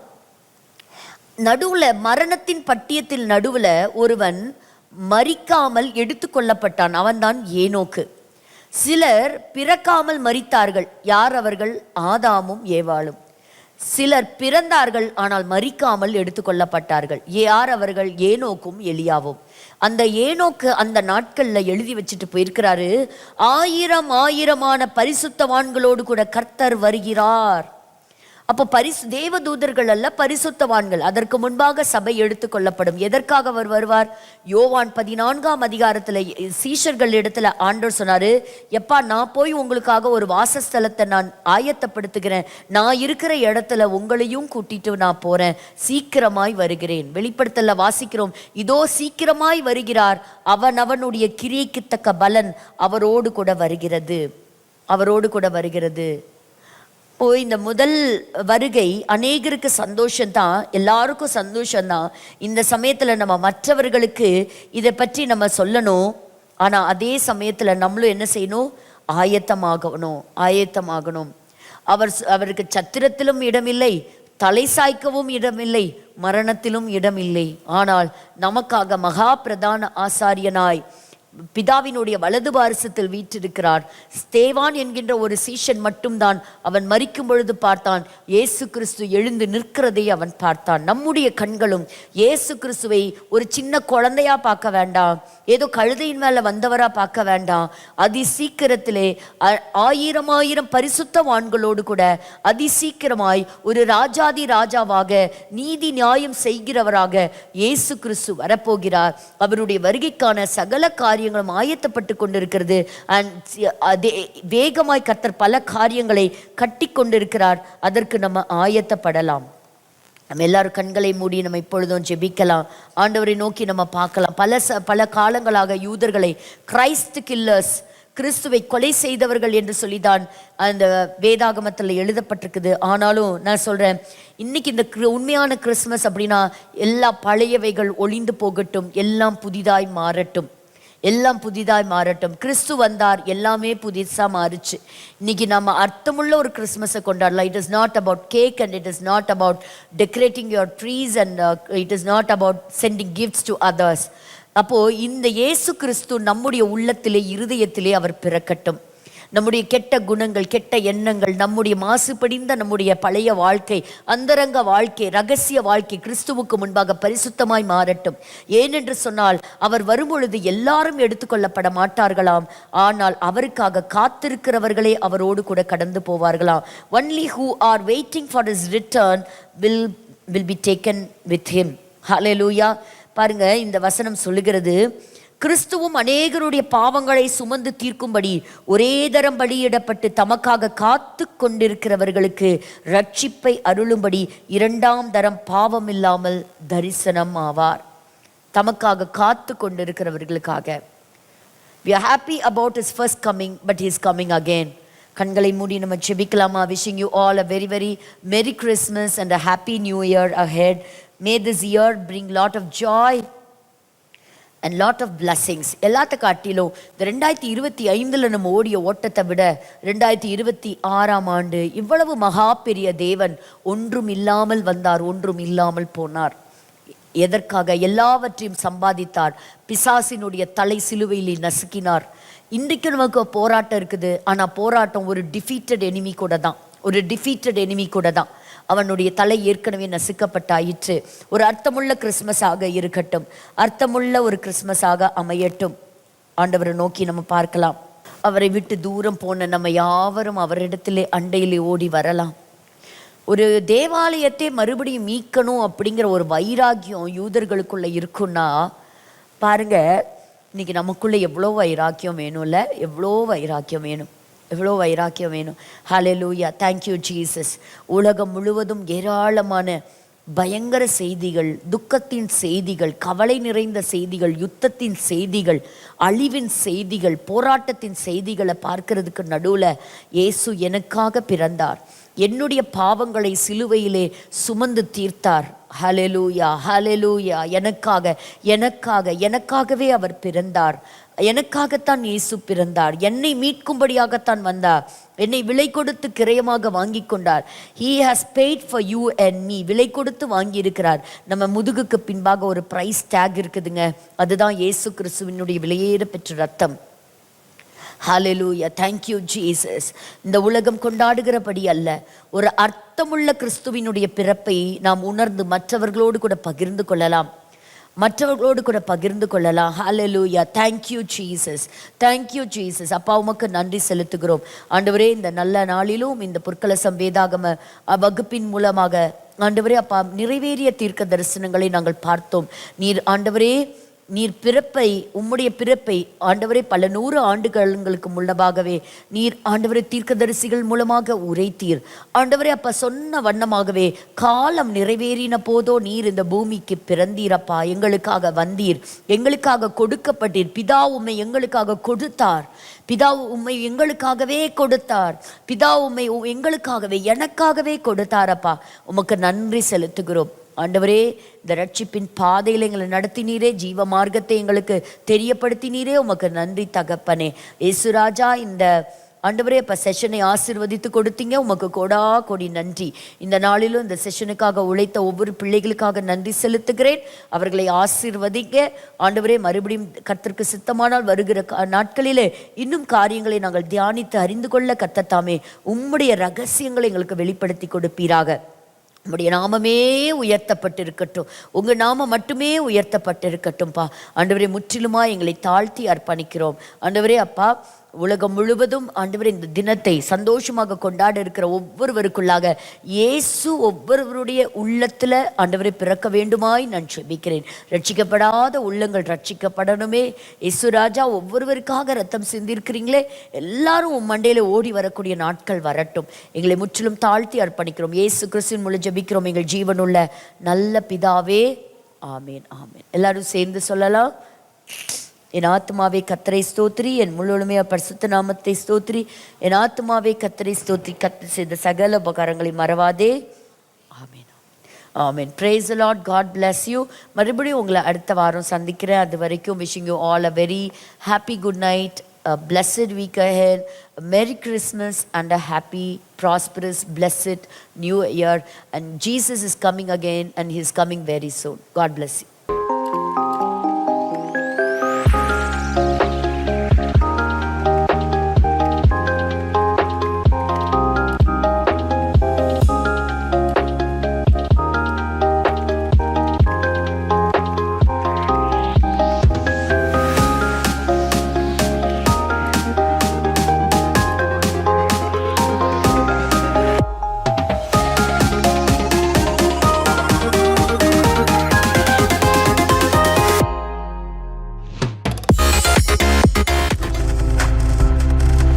நீங்கள் பார்த்து கொண்டிருப்பது உங்கள் ஜாய் டிவி. உங்கள் துக்கம் சந்தோஷமாய் மாறும்.